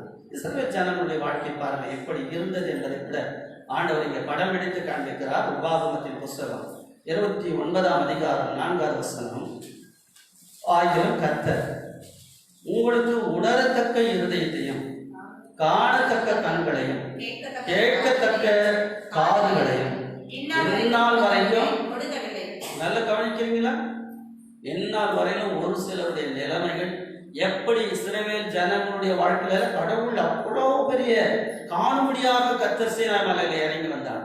அவருடைய சத்தத்தை என்ன பண்ணினாங்க, அங்கிருந்து சீனாய் மலையிலிருந்து பேசும் பொழுது அந்த சத்தத்தை என்ன பண்ணினாங்க, கேட்டாங்க. இல்ல ஆண்டவர் தான் இனிமேல் கடவுள் என்றெல்லாம் சொன்னாங்க. ஆனா அவர்களுக்கு ஆண்டுங்கே மோசே சொல்லுகிற வார்த்தை என்ன சொன்னால், இதுவரையில நீங்க எப்பேற்பட்டவங்களா இருக்குன்னு சொன்னா உணரக்கூடிய இருதயமும் இல்லை, காணக்கூடிய கண்களும் இல்லை, வார்த்தைகளை கேட்கிற உணர்வும் உங்களுக்குள்ளா இல்லை. நீங்க யாராவது அப்படி இருக்கிறீர்களா? இந்த செய்தியை கேட்கிற நீங்கள் யாராவது ஒருவேளை அப்படிப்பட்ட நிலையில் இருக்கிறீர்கள் சொன்னால் இது பரிதாபம். இதுதான் ஆபத்தான காரியம். ஏன் சொன்னால் ஒரு மனிதன் 2 நண்பர்கள் இருந்தாங்க. அந்த 2 நண்பர்களும் ஒரு வழியில் அவன் நடந்து கொண்டு போகும் பொழுது ஒரு இடத்துக்கு வந்த உடனே ஒரு மனிதன் ஒரு குழியில் போய் விழுந்துட்டான். ஆனால் இன்னொரு மனிதன் அந்த குழிக்கு தப்பிச்சு அந்த பக்கமாக போய் நின்றுட்டான். அப்போ ஒரு மனிதனால அங்கே என்ன இருக்கிறது என்கிறதை காண்டு உணர்ந்தவனாக கடந்து போனான். இன்னொரு மனிதன் என்ன இருக்குது அவனால் என்ன பண்ண முடியல, கண்டு உணராத நிலையிலே இருந்தான். இன்னைக்கு அநேக மக்கள் அப்படித்தான் இருக்கிறோம். அநேக மக்களுடைய நிலைமை இங்கே உபாகமத்தின் புஸ்தகத்தில் கடவுள் இஸ்ரவேல் ஜனங்கள் எந்த நிலையில் இருந்தார்கள் என்றார்களோ அதே நிலைமையில இன்னைக்கும் திருச்சபையின் பிள்ளைகளே இருக்கிறோம் என்பது வருத்தமான காரணம். உலகத்தார் அப்படி இருக்கிறதுல எனக்கு ஒன்றும் பிரச்சனை இல்லை. ஒரு அந்நிய மக்கள் அப்படி இருக்கிறார்கள் என்கிறதுல எந்த பிரச்சனையும் எனக்கு கவலையும் இல்லை. ஆனால் கர்த்தருடைய ஜனங்கள் அப்படி இருக்கிறார்களே, கடவுளுடைய பிள்ளைகள் அப்படிப்பட்ட ஒரு வாழ்க்கையை வாழ்கிறார்கள் என்கிற பொழுது எவ்வளவு வருத்தமானதுல, எவ்வளவு வேதனைக்குரிய ஒரு காரியம் அது இருந்திருக்க வேண்டும். மற்ற எழுதின சுவிசேஷம் 11ஆம் அதிகாரம் 4வது வசனத்தை நான் வாசிக்கலாம். 11:4 இயேசு அவர்களுக்கு பிரயுத்தரமாக நீங்கள் கேட்கிறதையும் காண்கிறதையும் யோவானிடத்தில் போய் அறிவியுங்கள். குருடர் பார்வையடைகிறார்கள், சப்பானிகள் நடக்கிறார்கள், குஷ்டரோகிகள் சுத்தமாகிறார்கள், செவிடர் கேட்கிறார்கள், மரித்தோர் எழுந்திருக்கிறார்கள், தரித்திரருக்கு சுவிசேஷம் பிரசங்கிக்கப்படுகிறது. என்னிடத்தில் இடர்கள் அடையாது இருக்கிறவன் எவனோ அவன் பாக்கியவான். ஏன்னா யோவானை பற்றி நமக்கு தெரியும். யோவான் தான் இயேசு கிறிஸ்துவை கிறிஸ்து என்று சொல்லி பிரகடனம் பண்ணினானே. இயேசு கிறிஸ்து இவர்தான் தேவனுடைய குமாரன் அறிக்கை பண்ணணும். அவர்தான் இவர்தான் தேவனுடைய குமாரன் என்று சொல்லி வானத்திலிருந்து வந்து சத்தத்தை கேட்ட பிறகு நானும் அறியாதவனாக இருந்தேன். எனக்கு கடவுள் கொடுத்த தரிசனத்துல உன்னிடத்துல வந்து பரிசுத்தாவை பெறுகிறவர் யாரோ அவர்தான் தேவனுடைய குமாரன் என்று சொல்லி இருந்தார். கண்டு சாட்சி கொடுக்கிறேன், இவர் தான் தேவனுடைய குமாரன். இப்படியெல்லாம் சாட்சி கொடுத்த ஒரு மனிதனுக்கு இப்பொழுது அவன் சிறையில இருக்கிற ஒரு சூழ்நிலையில யோவான் தான் சீசர்களை 2 பேரை அனுப்பி, போங்க இயேசு கிறிஸ்துவிடத்துல போங்க, போய் அவரிடத்துல நாளைக்கு வருகிறவர் நீதானா அல்லது வேறு ஒரு வர காத்திருக்க வேண்டுமா என்று சொல்லி கேட்கும்படி யோவானை அனுப்பினார் என்று சொல்லுங்கள் சொல்லப்படுது. யோவானுக்கு இயேசு கொடுத்த பதில் என்ன என்று சொன்னால், நீங்கள் எதை கேட்கிறீர்கள், எதை காண்கிறீர்களோ நீங்க கேட்கிறது தான் அவனுடைய பதில். நீங்க காண்கிறது தான் யோவானுக்கு நீங்க சொல்லுகிற பதிலாக இருக்க வேண்டும் சொல்லி நீங்கள் கேட்டுக்கொண்டிருக்கிறது அப்படியே போய் சொல்லுங்க. நீங்கள் காண்கிறது என்ன பண்ணுங்க, அப்படியே போய் சொல்லுங்க. ஏன் சொன்னால், நீங்கள் கேட்கிற இந்த காரியமும் நீங்கள் காண்கிற காட்சியம் என்ன நடக்குது சொன்னால், குருடர் பார்வையடைகிறார்கள், சப்பானிகள் நடக்கிறார்கள், குஷ்டரோகிகள் சுத்தமாக்குறார்கள், செவிடர்கள் கேட்கிறார்கள், மரித்தோர்கள் எழுந்திருக்கிறார்கள், தரித்திரருக்கு சுவிசேஷம் பிரசங்கிக்கப்படுகிறது.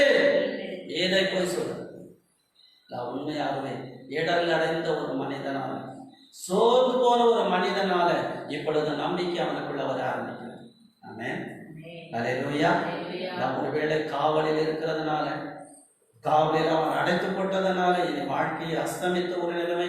யோவான் ஒருவேளை நினைத்திருக்கலாம், என் வாழ்க்கையின் முடிவுக்கு நான் வந்து விட்டேன், ஆனால் நான் வந்தது நிறைவேறிச்சா, நான் வந்து யாருக்காக வந்தேனோ அவர் வந்துட்டாரா, அவரை நான் உண்மையை சந்திச்சுட்டேனா அல்லது அவர் வந்து இன்னும் வராது இருக்கிறாரா என்கிற இந்த கேள்வியில இருந்தவனுக்கு இப்பொழுது என்ன பதில் வந்தால், நீ காண்கிறது நீ கேட்கிறது தான் அதனுடைய பதில் என்று சொல்லி கேட்கிற காண்கிற ஒரு நிலைமையை யோவானுக்கு கர்த்தர் சொல்லி இடர்கள் அடையாது, சந்தேகப்படாதே, பயப்படாதே.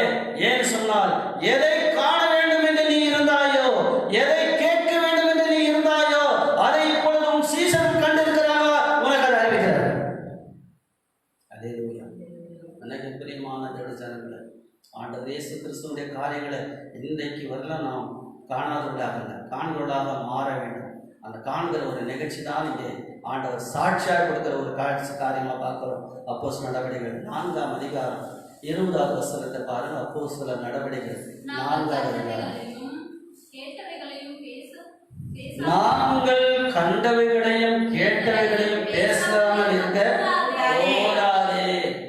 ஏன்னா அப்போஸ்தலருக்கு வந்து ஒரு பெரிய எதிர்ப்பே என்ன சொன்னா, நீங்க எதை பார்த்து சொன்னீங்களோ, எதை நீங்க சாட்சியா சொல்லி நிற்கிறீங்களோ அது என்ன பண்ணக்கூடாது, சொல்லக்கூடாது. நீங்க இனிமேல் இயேசு கிறிஸ்துவின் நாமத்தை பற்றி கொஞ்சம் கூட பேசக்கூடாது. ஆனா பேதுருவும் யோவானுக்கு கொடுக்கிற ஒரு சாட்சியை சொன்னார், என்னையா பார்த்ததை போய் எப்படியா சொல்லாது இருக்கிறது, கேட்கறத போய் எப்படியா சொல்லாது இருக்கிறது, நாம எதை பார்த்தோமோ கண்டோமோ எதை கேட்டோமோ அதை என்ன பண்ணி கொண்டு இருக்கிறோம், நாங்க பேசாமல் எல்லாம் இருக்க, நாங்க கண்டதையும் நாங்க கேட்டதையும் சொல்லியிருந்தாங்க. அவங்க கண்டதும் கேட்டது என்ன கேட்டார்கள், எதை கண்டாலும் இயேசுவை கண்டாங்க, இயேசுவின் உயிர்த்தெழுதலை கண்டாங்க, இயேசு உயிரோடு இருக்கிறதை கண்டாங்க. இதைதான் என்ன பண்ணி கொண்டு இருக்கிறாங்க, சொல்லிக் கொண்டிருக்கிறார்கள். இன்னைக்கு இதுதான் உலகத்தில் சொல்லப்பட்டு கொண்டிருக்கிறது. இதுதான் என்னுடைய செய்தியா இருக்கிறது. இன்றைய வரையிலும் உலகத்துல உண்டான நாளிலிருந்து ஆண்டவர் இயேசு கிறிஸ்து வந்து 2000 ஆண்டுகள் வரையிலும் சீஷர்களும் அப்போஸ்தலர்களும் ஊழியக்காரர்களும் என்ன சொல்லி கொண்டிருக்கிறாங்க சொன்னா, எதை அவர்கள் கண்டார்களோ, எதை கேட்டார்களோ, எதை உணர்ந்தார்களோ அதை அறிவித்துக் கொண்டிருக்கிறார்கள். ஆனா அநேக மக்கள் அது என்ன பண்ணாத, சொல்லாத தடை செய்கிற மக்கள் இருக்கிறார்கள், பேசக்கூடாது என்கிற மக்கள் இருக்கிறார்கள். எந்த தடைகள் மத்தியிலும் பேசிக் கொண்டிருக்கிறோம், எந்த தடைகள் மத்தியிலும் ஆண்டவரை பற்றி சொல்லிக் கொண்டிருக்கிறோம். காரணம் சொன்னார், இயேசு கிறிஸ்து உயிரோடு இருக்கிறார். அவர்தான் உண்மையாக உலகத்துல அநேகர் கண்ட சாட்சி, உயிரோடு எழுந்தவர் என்பதை கண்ட சாட்சிகள். ஆயினால் அந்த செய்தி நாம் இப்பொழுது கேட்டுக்கொண்டிருக்கிறபடினால, அது உணர்ந்து கொண்டிருக்கிறபடினால என்னைய விசேஷம் சொன்னா, இதை கேட்கலன்னா, இந்த செய்தியை நான் காணலைன்னா, உணரலன்னா நான் ஒரு பெரிய பாடல். இதை நான் அறியாம இருந்தேன்னா என்னை விட ஒரு மோசமான மனிதன் யாருமே இருக்க முடியாது. இதை என்னைக்கு நான் கேட்க ஆரம்பித்தேனோ, இந்த ஆண்டவர் இயேசு கிறிஸ்து என்னைக்கு நான் காண்கிற ஒரு நிலைக்கு வந்தேனோ, இந்த வார்த்தைகளை உணரக்கூடியவனை மாறணும், அன்னைக்கு எனக்கு ஏற்பட்டு இருக்கிற ஒரு விசேஷ அன்பனா அன்னிலிருந்து ஒரு ஆசீர்வதிக்கப்பட்டவனா இருக்கு. பிரியமான தேவஜனங்களே, நீ கேட்கறது வீணாக தான் நினைக்காது, நீ கேட்குற சத்தியம் வீணா போச்சுன்னு நான் நினைக்காதீங்க, இடல் அடையாதீங்க, சோர்ந்து போகாதீங்க. நீங்கள் எந்த இயேசு கிறிஸ்துவை குறித்து கேள்விப்படுகிறீர்களோ, எந்த இயேசு கிறிஸ்துவை உங்களுடைய கண்களுக்கு முன்பாக பிரத்யட்சமாக நீங்கள் உணர்கிறீர்களோ, அந்த வார்த்தைகளை தொடர்ந்து கண்டும் அறிந்தும் கேட்டவர்களாக இருக்கோ, நீங்கள் பாக்கியவான்களாக இருப்பீர்கள். 1 யோவான் புஸ்தகம் 3ஆம் அதிகாரம் 6வது வசனத்தை நான் வாசிக்கலாம். 1 யோவான் 3ஆம் அதிகாரம். அவரில் நிலைத்திருக்கிற எவனும் பாவம் செய்கிறதில்லை, பாவம் செய்கிற எவனும் அவரை காணவில்லை, அவரை அறியவும் இல்லை. சரியா பாக்குற, அவரில் நிலைத்திருக்கிற எவனும் பாவம் செய்கிறது இல்லை. நான் இருக்கிறேன், நான் நிலைத்திருக்கிறேன் நீ சொல்லுவாயனா, அவரை கண்ட, அவரை அறிந்திருக்கிறேன் சொல்லுவாயனா, அவரை கண்ட நீ எப்படிப்பட்டவனா இருக்க மாட்டேன். அப்ப யாராவது நான் இயேசு கிறிஸ்துவை நான் கண்டேன், அவருடைய வசனத்தை கேட்கிறேன் என்று சொல்லுகிற ஒரு மனிதன் இருப்பானா, அவன் எப்படிப்பட்டவனா இருக்கிறான் சொன்னா, அவன் பாவம் இல்லாதவன். அதுக்குதான் ஆண்டவர் ஏன் காணணும், ஏன் கேட்கணும்ன்ற செய்தியை இங்க சொல்லுகிறாரு சொன்னா, நீ கண்டு கேட்டதாயே பாவம் செய்யாம இருப்ப, அப்பதான் நீ நல்ல மனுஷனா வாழ முடியும். ஆகினால கண்டதையும் கேட்டதையும் நீங்க உணர்வுன்னு சொன்னால் என்ன ஒரு பாக்கியத்துக்குள்ள நடத்து சொன்னால் என்ன பாவம் இல்லாத மனுஷனை மாத்து. அப்ப அவருடைய வார்த்தைகளை நான் காணாத வரையிலும், அவருடைய சத்தியத்தை கேளாத வரையிலும், இருதயத்தை உணராத வரையிலும் நான் பாவியாவே இருந்தேன். ஆனா எப்பொழுது கடவுளுடைய வார்த்தையை நான் கேட்க ஆரம்பித்தேனோ, அவருடைய வார்த்தைகளை காண ஆரம்பித்தேனோ, உணர ஆரம்பித்தேனோ, என்ன கடவுள் என்ன பண்ணி கொண்டு இருக்கிறேன்னா பாக்கியவானா பாவம் இல்லாதவனா மாற்றிட்டு வர்றாங்க. இதுதான் உண்மையான கிறிஸ்துவ ஜீவிங்க. இதைதாங்க கிறிஸ்துவ வாழ்க்கையினுடைய ஆரம்ப படிகளே நடக்கிற ஜீவிங்க. அநேகர் இந்த அனுபவத்துக்கு வராது இருக்கிறதுனால்தான் எந்த வரையிலும் இந்த சத்தியத்தை கேட்கிறதுக்கோ, இந்த சத்தியத்தை உணராததுக்கோ, இந்த கடவுளை காணாதவர்களாக இன்னைக்கு தெரிந்து கொண்டிருக்கிறார்கள். என்னைக்கு வரலாம் தூற்றுகிறவர்களாக, அலைந்து திரிகிறவர்களாக, வீணான காரியங்களை பேசிக் கொண்டிருக்கிறார், கடவுளுடைய நாமத்தை தூஷிக்கிறவர்களாக, சாட்சி இல்லாத ஒரு வாழ்க்கையை இன்னைக்கு அநேகர் வாழ்கிறதுக்கு என்ன காரணம்? ஏன் அவர்களால் பாக்கியவான் என்கிற ஒரு வாழ்க்கைக்குள்ள வரவில்லை? ஏன் பாவம் செய்யாத ஒரு அனுபவத்துக்குள்ள இன்னும் வரவில்லை என்று சொன்னால், எதை காண வேண்டும் அதை அவர்கள் என்ன பண்ணணும்? காணவில்லை. எதை கேட்க வேண்டுமோ அதை என்ன பண்ண அவர்கள் இன்னும் கேட்கவில்லை. எதை உணர வேண்டுமோ அதை உணரவில்லை.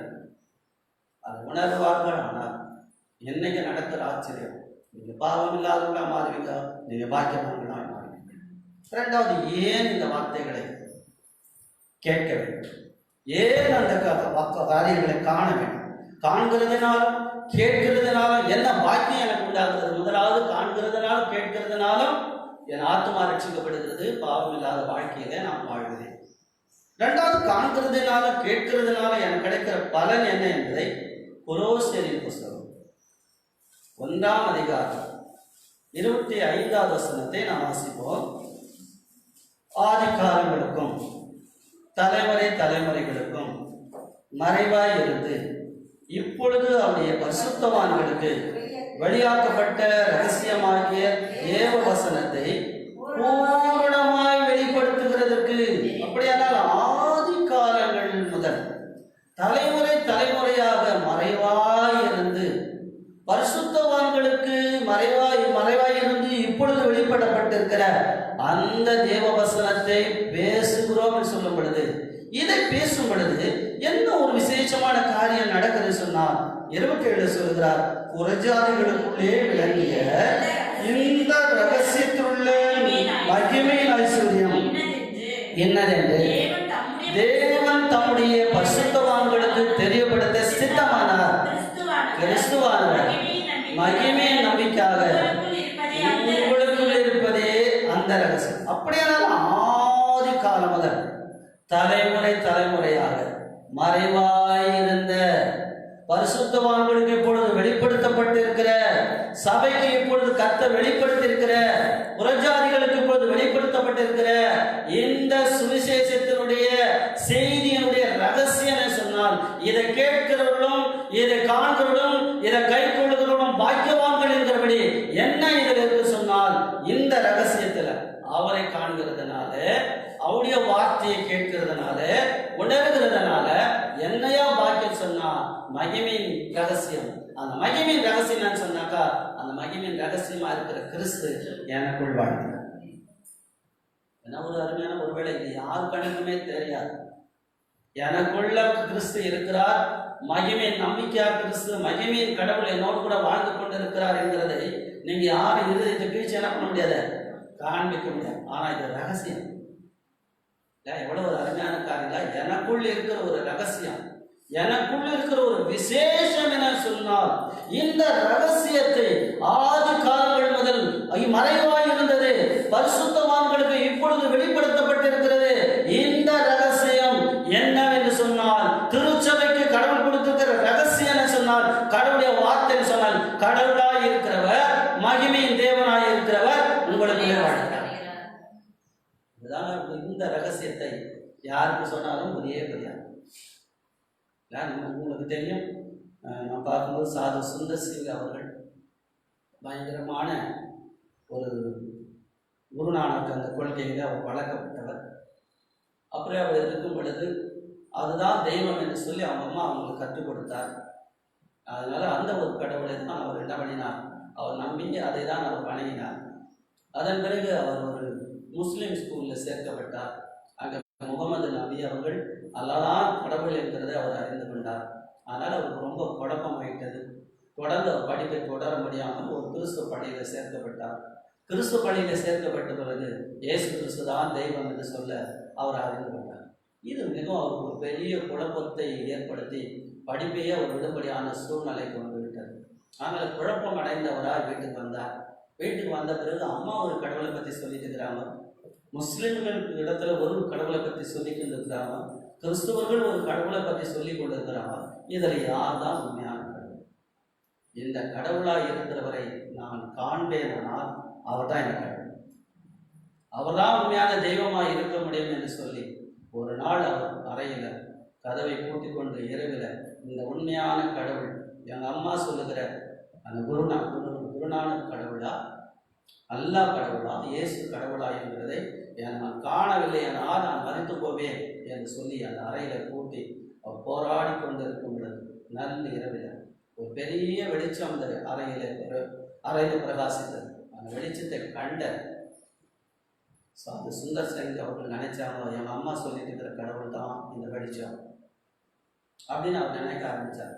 ஒருவேளை உடனே அவருக்கு இன்னொரு நினைந்துச்சு, ஒருவேளை இந்த முஸ்லிம்கள் சொல்லி கொண்டு இருக்கிற அந்த அல்லாஹ் ஒருவேளை இந்த கடவுளாக இருப்பாரா இந்த வெளிச்சத்தில் என்கிற கேள்வி அவருக்குள்ள வந்துச்சு. இல்லை இன்னொரு கேள்வி அவருக்கு வந்துச்சு, இல்லை இந்த வெளிச்சத்தில் காணப்படுகிறது இந்த இயேசு கிறிஸ்து என்கிற கடவுளா என்கிற அந்த கேள்வி வரும்பொழுது அந்த பிரகாசமான வெளிச்சத்தில் ஒரு சிலுவையை வருகிறார். அந்த சிலுவையை கண்ட பிறகு இயேசு கிறிஸ்து நான் தான் என்று சொல்லி அங்கே சுந்தர் சிங்கோடு பேசும் பொழுது அவர் உள்ளத்துக்குள்ள ஒரு பெரிய மகிழ்ச்சி. எந்த ஒரு கடவுளை நான் காண வேண்டும் என்று விரும்பினோம், யார்தான் உண்மையான கடவுள் என்பதை அறிந்து கொள்ளணும், அவர் தான் இயேசு என்கிறது அந்த இரவில் ஓடி போய் அவங்க அம்மா எழுப்பி சொன்னார், அம்மா நீ சொல்லிட்டு ஒரு கடவுள் கிடையாது, அவர் இன்னொருத்தர் கடவுள் கிடையாது, இயேசு தான் உண்மையான கடவுள், அவரை நான் கண்டேன், அவருடைய செய்தியை நான் கேட்டேன் என்று சொல்லும் பொழுது பையன் ஏதோ குழப்பம் அடைஞ்சுக்கிறான், நீ போய் படுத்துக்கன்னு சொன்னார். பொழுது வலிஞ்சிச்சு, அவரால் சும்மா இருக்க முடியல. வீட்டில் எல்லாரும் அப்பா பார்த்து சொன்னாரு, உடன்பிறப்புகள் எல்லாம் பார்த்து சொன்னாரு, ஒரு கடவுள் இருக்கிறார், அவரை பார்த்தார், அவர் தான் உண்மையான கடவுள் என்று சொல்லி. நடந்தது என்ன நடந்தது? அவர் அடிச்சே தோர்த்திட்டார். திபேத்து, நேபாளம், இமயமலை பகுதிகளில் எல்லாம் சுவிசேஷத்தை சார். அவர் எந்த கடவுளை கண்டாரோ, யாருடைய செய்தியை கேட்டாரோ அவருக்காகவே வாழ்ந்து மறைத்தார். பிரியமானவர்களே, அதுதான் இங்கே சொல்லப்படுகிற செய்தி.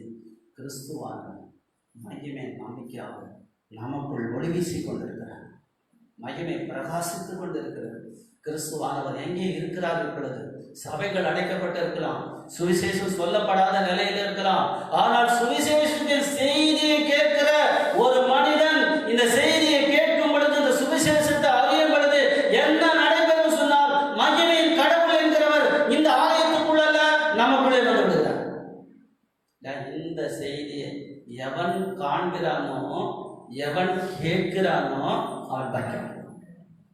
இதுதான் விசேஷமான ஒரு செய்தியாக இந்த கொலோசியருக்கு எழுதின நிருபத்தில் அப்போஸ்தலனாகிய பவுல் இங்கே சொல்லப்படுது.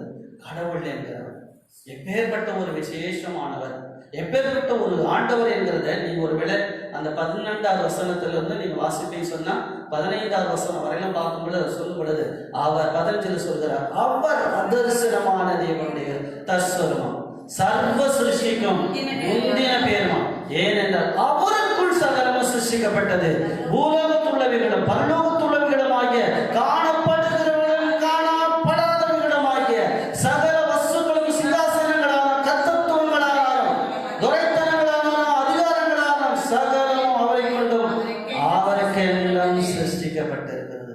அவருக்குள்ளதான் நான் இருக்கிறேன்.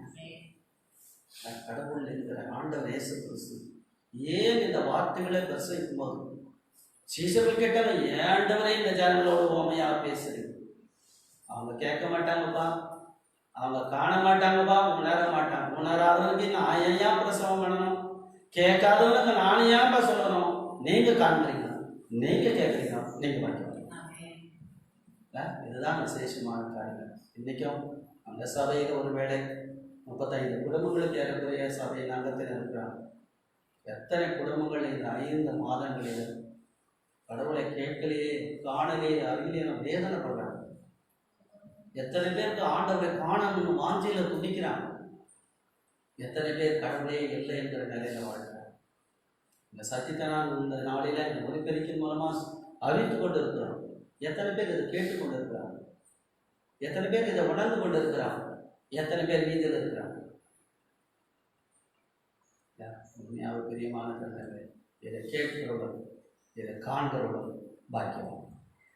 இந்த ஒரு காரியத்தை தான் இங்கே ஆண்டவர் இயேசு கிறிஸ்து சொல்லும் பொழுது, அவர் மகிமை நம்பிக்கையார் நமக்குள் வாழ்ந்து கொண்டிருக்கிறார். இதுதான் யோவான் கூட அவருடைய சுவிசேஷத்தில் 1ஆம் அதிகாரம் 14வது வசனத்தில் சொல்லும் பொழுது நான் பார்க்கும்போது, அந்த வார்த்தை மாம்சமாகி திருவிழால சத்தியத்தினால் நிறைந்தவர், அவருடைய மகிமையை கண்டோ, அது பிதாவினுடைய ஒரே பேராவருடைய மகிமைக்கு ஏற்ற மகிமையாகவே இருக்கிறது. மகிமையை இப்பொழுது எங்கே காண்கிறார்? மகிமை எங்கே என்று சொன்னால், மகிமையாய் இருக்கிற கடவுள் அவருடைய மகிமையை அவருடைய குமாரனாய் மாம்சத்துல வந்த அவருக்குள்ள அந்த மகிமை இருக்கிறது. அந்த மகிமை இப்பொழுது எனக்கு இந்த வார்த்தையை எவன் கேட்கிறானோ, இந்த மகிமையை யான் காண்கிறானோ அவன் பாக்கியம். இன்னைக்கு நீங்க வந்திருக்கிறீங்க, நீங்க கேட்கிற காண்கிற நீங்கள் பாக்கியம். ஏன்னா உங்களுக்கு கிடைக்கிற ஒரு பெரிய பாக்கியம் சொன்னால், இந்த சத்தியம் சொல்லுகிறது, இந்த மகிமையான வார்த்தை சொல்லுகிறது, இதை பிரசங்கித்திருக்கிற பரிசுத்தவான்கள் சொல்கிறார்கள், கிறிஸ்துவானவர் மகிமையாக உங்களுக்குள் இருக்கிறார். இதை கேட்கிற நீங்கள் பாக்கியம். நாம ஒரு வேளையை பார்க்கும் பொழுது அதே 1 பேதுரு புஸ்தகத்தில் கூட அந்த 1ஆம் அதிகாரத்தில் 8லிருந்து வாசிக்கலாம். மறுபடியும் 8வது வசனம். 1 பேர், அவரை நீங்கள் காணாமல் இருந்தோம், அவரிடத்தில் அன்பு கூறுகிறீர்கள், இப்பொழுது அவரை தரிசியாமல் இருந்தோம், அவரிடத்தில் விசுவாசம் வைக்கிறீர்கள், சொல்லி முடியாத மகிமையால் நிறைந்ததுமாயிருக்கிற சொல்லி முடியாத மகிமையினால சந்தோஷத்தினால களிகூறி பாருங்க. ஒரு புறத்துல அவங்க காணக்கூடாதவர்களா இருக்கிறாங்க, தரிசிக்க கூடாதவர்களா இருக்கிறாங்க. இப்போ காணக்கூடாதவருடைய வாழ்க்கையில எப்படி சந்தோஷம் வருது? எதனால வருகிறது? தரிசித்து நடவாமல் இப்ப விசுவாசத்தை நடக்கிறாங்க. ஆமென். அதனால தான் பாய்க்கிறாங்க. அதுதான் விசேஷமா இந்த சத்தியம் எனக்கு கற்றுக் கொடுக்கிற பாடம் சொன்னா, நீ காண்கிறதுனால பாக்கியவான இல்லப்பா, நீ காணாமல் எப்படி பாக்கியவானா இருக்க முடியும்? எப்படி அது சாத்தியம் சொன்னார்? நான் காணக்கூடாத இருக்கிறவரை, தரிசிக்க கூடாதவரை இப்பொழுது விசுவாசிக்க ஆரம்பிக்கிறேன், அல்லது காணக்கூடாத தரிசிக்க கூடாத வார்த்தையை நான் இப்பொழுது விசுவாசித்து ஆத்ம ரட்சிப்பை பெற்றுக் கொடுக்கிறேன். இதை நான் பெற்றுக் கொடுக்கிறதுனால இந்த வார்த்தை என்னை பாக்கியமுள்ள ஒரு வாழ்க்கைக்கு நடத்துகிறது, அருமையான ஆசீர்வாதத்தின் பாதைக்குள்ளாக நடத்துகிறது. 1 கொரிந்தியர் 2ஆம் அதிகாரம் 4வது வசனத்தை வாசிக்கலாமா? 1 கொரிந்தியர் 2:4. உங்கள் விசுவாசம் மனுஷருடைய ஞானத்தில் அல்ல, தேவனுடைய பலத்தில் நிற்கும்படிக்கு என் பேச்சும் என் பிரசங்கமும் மனுஷ ஞானத்துக்குரிய நயவசனம் உள்ளதாய் இராமல் ஆவினாலும் பலத்தினாலும் உறுதிப்பட்டதாய் இருந்தது. அப்படியானால் இந்த விசுவாசத்தை எப்படி வர வைக்கிறாருன்னா, ஞானத்துல வர வைக்கல, பலத்துல வர வைக்கவில்லை, பிரசவிக்கிற வார்த்தையில சொல்றாங்க. ஏன்னா ஒரு பிரசவிக்கிற வார்த்தைங்கிறது அவ்வளவு பலம். விசுவாசிகளை ரட்சிக்கிறதுக்கு கடவுள் எந்த பலத்தை பயன்படுத்துகிறார் சொன்னால், பிரசங்கத்தினுடைய வாக்கினுடைய வல்லமையினால பலத்தினால ரட்சிக்கப்படுகிறார். அது விசுவாசிக்கிறவன் அந்த வார்த்தை கேட்கும்போது என்ன பண்ணுகிறான்? மாற்றம் அடைகிறான். இதுதான் வேதம் இந்த கொரிந்தியருக்கு சொல்லப்படுது. எந்த ஒரு காரியமுடைய வாழ்க்கையை மாற்றினது? எப்படி நீங்க கிறிஸ்துவர்களாக நிற்கிறீங்க சொன்னாக்கா, அது நயமான வசனம் கிடையாது, அது என்னுடைய பலமும் கிடையாது. உங்களுடைய வாழ்க்கையை மாற்றினது என் பிரசனம். அது நயமான வசனமானம் அல்ல, தேவனுடைய ஆவியினால நீங்க என்ன பண்ணப்பட்டிருக்கீர்கள், இப்பொழுது இருக்கிறீர்கள் என்று சொல்லி கடவுளுடைய வார்த்தையின் வல்லமையானது, மகிமையானது இப்பொழுது அவர்களை கடவுளை அறிகிற அறிவுக்கு நேரம் நடத்தி, இப்பிரபஞ்சத்தினுடைய மக்கள் அறியாத 8வது வசனத்துல அதை பிரபஞ்சத்திற்கு பிரபுக்களில் ஒருவன் அறியவில்லை, அறிந்தார்களால் மகிமையின் கர்த்தரை அவர்கள் சிலுவையில அறைந்திருக்க மாட்டார்கள். அப்படியானால் அறியாத ஒரு காரியத்தை இப்பொழுது காணக்கூடிய ஒரு நிலைமைக்கு அந்த மனிதனை நடத்தி கொண்டு இருக்கிறது சொன்னால் கடவுளுடைய மகிமை. ரோமர் 11வது அதிகாரம் 8வது வசனத்தை நாம் வாசிக்கலாம். ரோமர் 11:8 வசனம். கனநித்திரையின் ஆவியும் காணாதிருக்கிற கண்களையும் கேளாதிருக்கிற காதுகளையும் தேவன் அவர்கள் கொடுத்தார் என்று எழுதியிருக்கிறபடி, ரொம்ப வேதனை இல்ல, கனநித்திரையின் ஆவி. சில நேரங்கள்ல நல்லா நான் கேட்டுருந்தாங்கிறேன், ஆனா தூங்கி நிற்பாங்க, உறங்கி நிற்பாங்க. என்னதான் சொல்லுவாங்க? நல்லா கேட்டுங்கிறடா, ஆனா நித்திரை கேட்டு இல்ல. கனநித்திரையின் ஆவி, அந்த கனநித்திரையின் ஆவியும் காணாதிருக்கிற கண்களையும் கேளாதிருக்கிற காதுகளையும் கடவுள் அநேகருக்கு என்ன பண்ணிட்டாரு? கொடுத்திருக்கிறபடினால அவங்க எப்பேற்பட்ட நிலையில் இருக்கிறாங்க சொன்னா, கடவுளுடைய கிருபையை, கர்த்தருடைய ஜனங்கள் பெற்றுக்கொள்ள வேண்டிய ஆசீர்வாதத்தை அவங்க என்ன பண்ணினாங்க? இப்பொழுது இழந்த நிலையில் இருக்கிறாங்க. இந்த கனநித்திரையின் ஆவியும் காணாதிருக்கிற கண்ணும் கேளாதிருக்கிற காதும் அவங்களுக்கு இருக்கிறதுனால என்ன பிரச்சனைங்கிறது 9ல பாருங்க. அந்நியம் அவருடைய பந்தி, அவளுக்கு சுருக்கும் கண்ணியும் இடருக்கான கல்லும் பதிலுக்கு பதில் அளிக்க பதிலுமாக ஆக கடவுது என்று சொல்லி காணாத ஒரு நிலைமையில 10 சொல்றார். காணாதபடிக்கு அவருடைய கண்கள் அந்தகாரப்பட கடவுது, அவருடைய முதுகை எப்பொழுதும் குடிய பண்ணும் என்று தாவீது சொல்லி இருக்கிறான் என்று சொல்லி, காணாது இருக்கிற ஒரு நிலைமையில, கேடாது இருக்கிற ஒரு நிலைமையில எந்த அளவுக்கு ஒரு மனிதனுடைய வாழ்க்கையை இடறி போனதாக, ஏற்றுக்கொள்ள முடியாததாக, கடவுளை அடைய முடியாத நிலைமையில ஒரு மனிதன் போய்விடுகிறான் என்கிறதை தான் இந்த பகுதியை நமக்கு காண்பிக்கிறதை பார்க்கிறோம். அதனால பிரியமான தேவனுடைய ஜனங்களை, நீங்கள் காண்கிறதுனாலும் கேட்கிறதுனாலும் நீங்க பாக்கியவான்களால் மாறணும் சொன்னா, காணக்கூடாத கடவுளை மகிமையில வெளிப்படுத்துகிற அல்லது மகிமின் சுவிசேஷம், மகிமின் இயேசு கிறிஸ்துவை நீங்க உங்க கண்களினால கண்டு நீங்க தரிசனத்தவராக இருக்க சொன்னா, அந்த மகிமையின் கடவுள் இப்பொழுது கேட்டுக்கொண்டிருக்கிற கடவுள் இப்பொழுது எனக்கு என் மகிமின் அனுபவத்துக்குள்ள என்னை நடத்துகிறார். மகிமின் பிரசனத்துக்குள்ள என்னை நடத்தும் பொழுது என் வாழ்க்கையில எந்த காரியம் என்ன பாக்கியவான சொன்னா மகிமை எனக்குள்ள வருது. ஏன்னா நமக்கு தெரியும் பழைய ஏற்பாடு பகுதி முழுவதும் கடவுளை தரிசிக்கிறதுக்கு மகிமையை வெளிப்படுத்தினார். இல்லை அக்கினி சம்பத்திலும் மேக சம்பத்திலும் அற்புதத்திலும் கடவுள் நம்மள மகிமையை வெளிப்படுத்தினார்.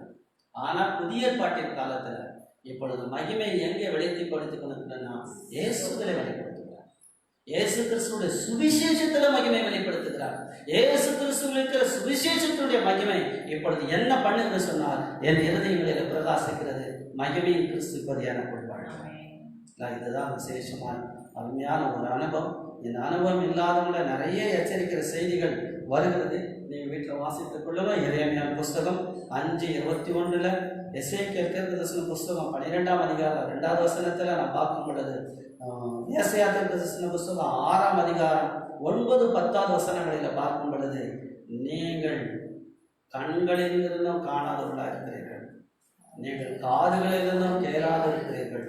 காரணம் சொன்னால் நீங்க கேட்கிறதை கை கொள்ளுங்க. நீங்க கேட்கிறதை கேட்ட வார்த்தைகளை நீங்க கை கொள்ளாமல் இருக்கிறதுனால, உணராமல் இருக்கிறதுனால இது வரைக்கும் நீங்கள் என்னவா இருக்கிறீர்கள்? பொருடராக இருக்கிறீர்கள். ஏசாயாவில் பார்க்கும் பொழுது அந்த 6ஆம் அதிகாரம் 9வது வசனத்துல நீங்கள் காதார கேட்டும் உணராமலும் வசனம். அப்பொழுது அவர், நீ போய் இந்த ஜனங்களை நோக்கி, நீங்கள் காதார கேட்டு உணராமலும் கண்ணார கண்டும் அறியாமலும் இருங்கள் என்று சொல்.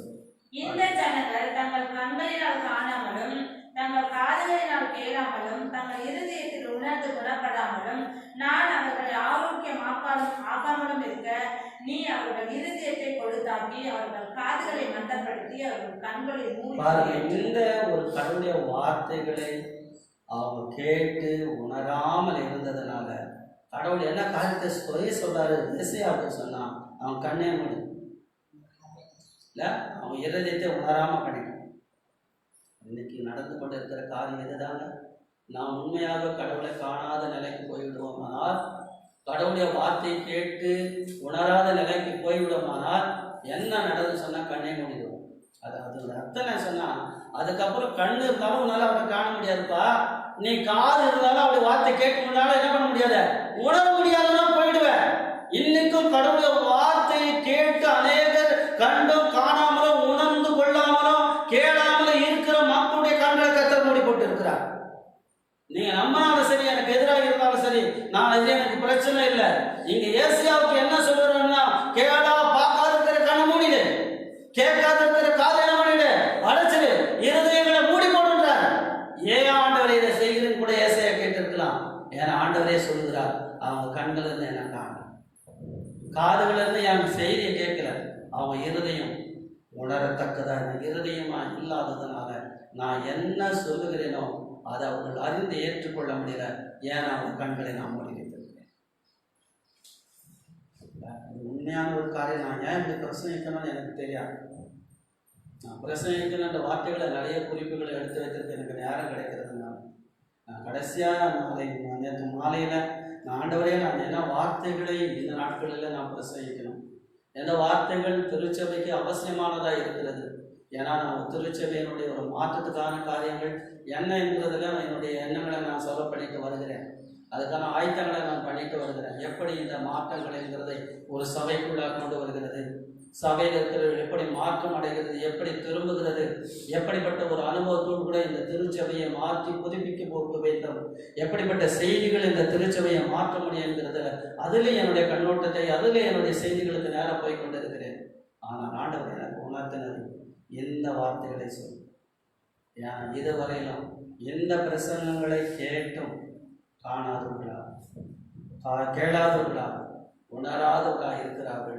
அவர்களுடைய இருதயம் எந்த நிலைகளை போயின்னு சொன்னா அவங்க ஒரு நாள் கேளாதவங்களே போயிடுவாங்க, காணாதவர்களாக போயிடுவாங்க, உணராமலே போயிடுவாங்க.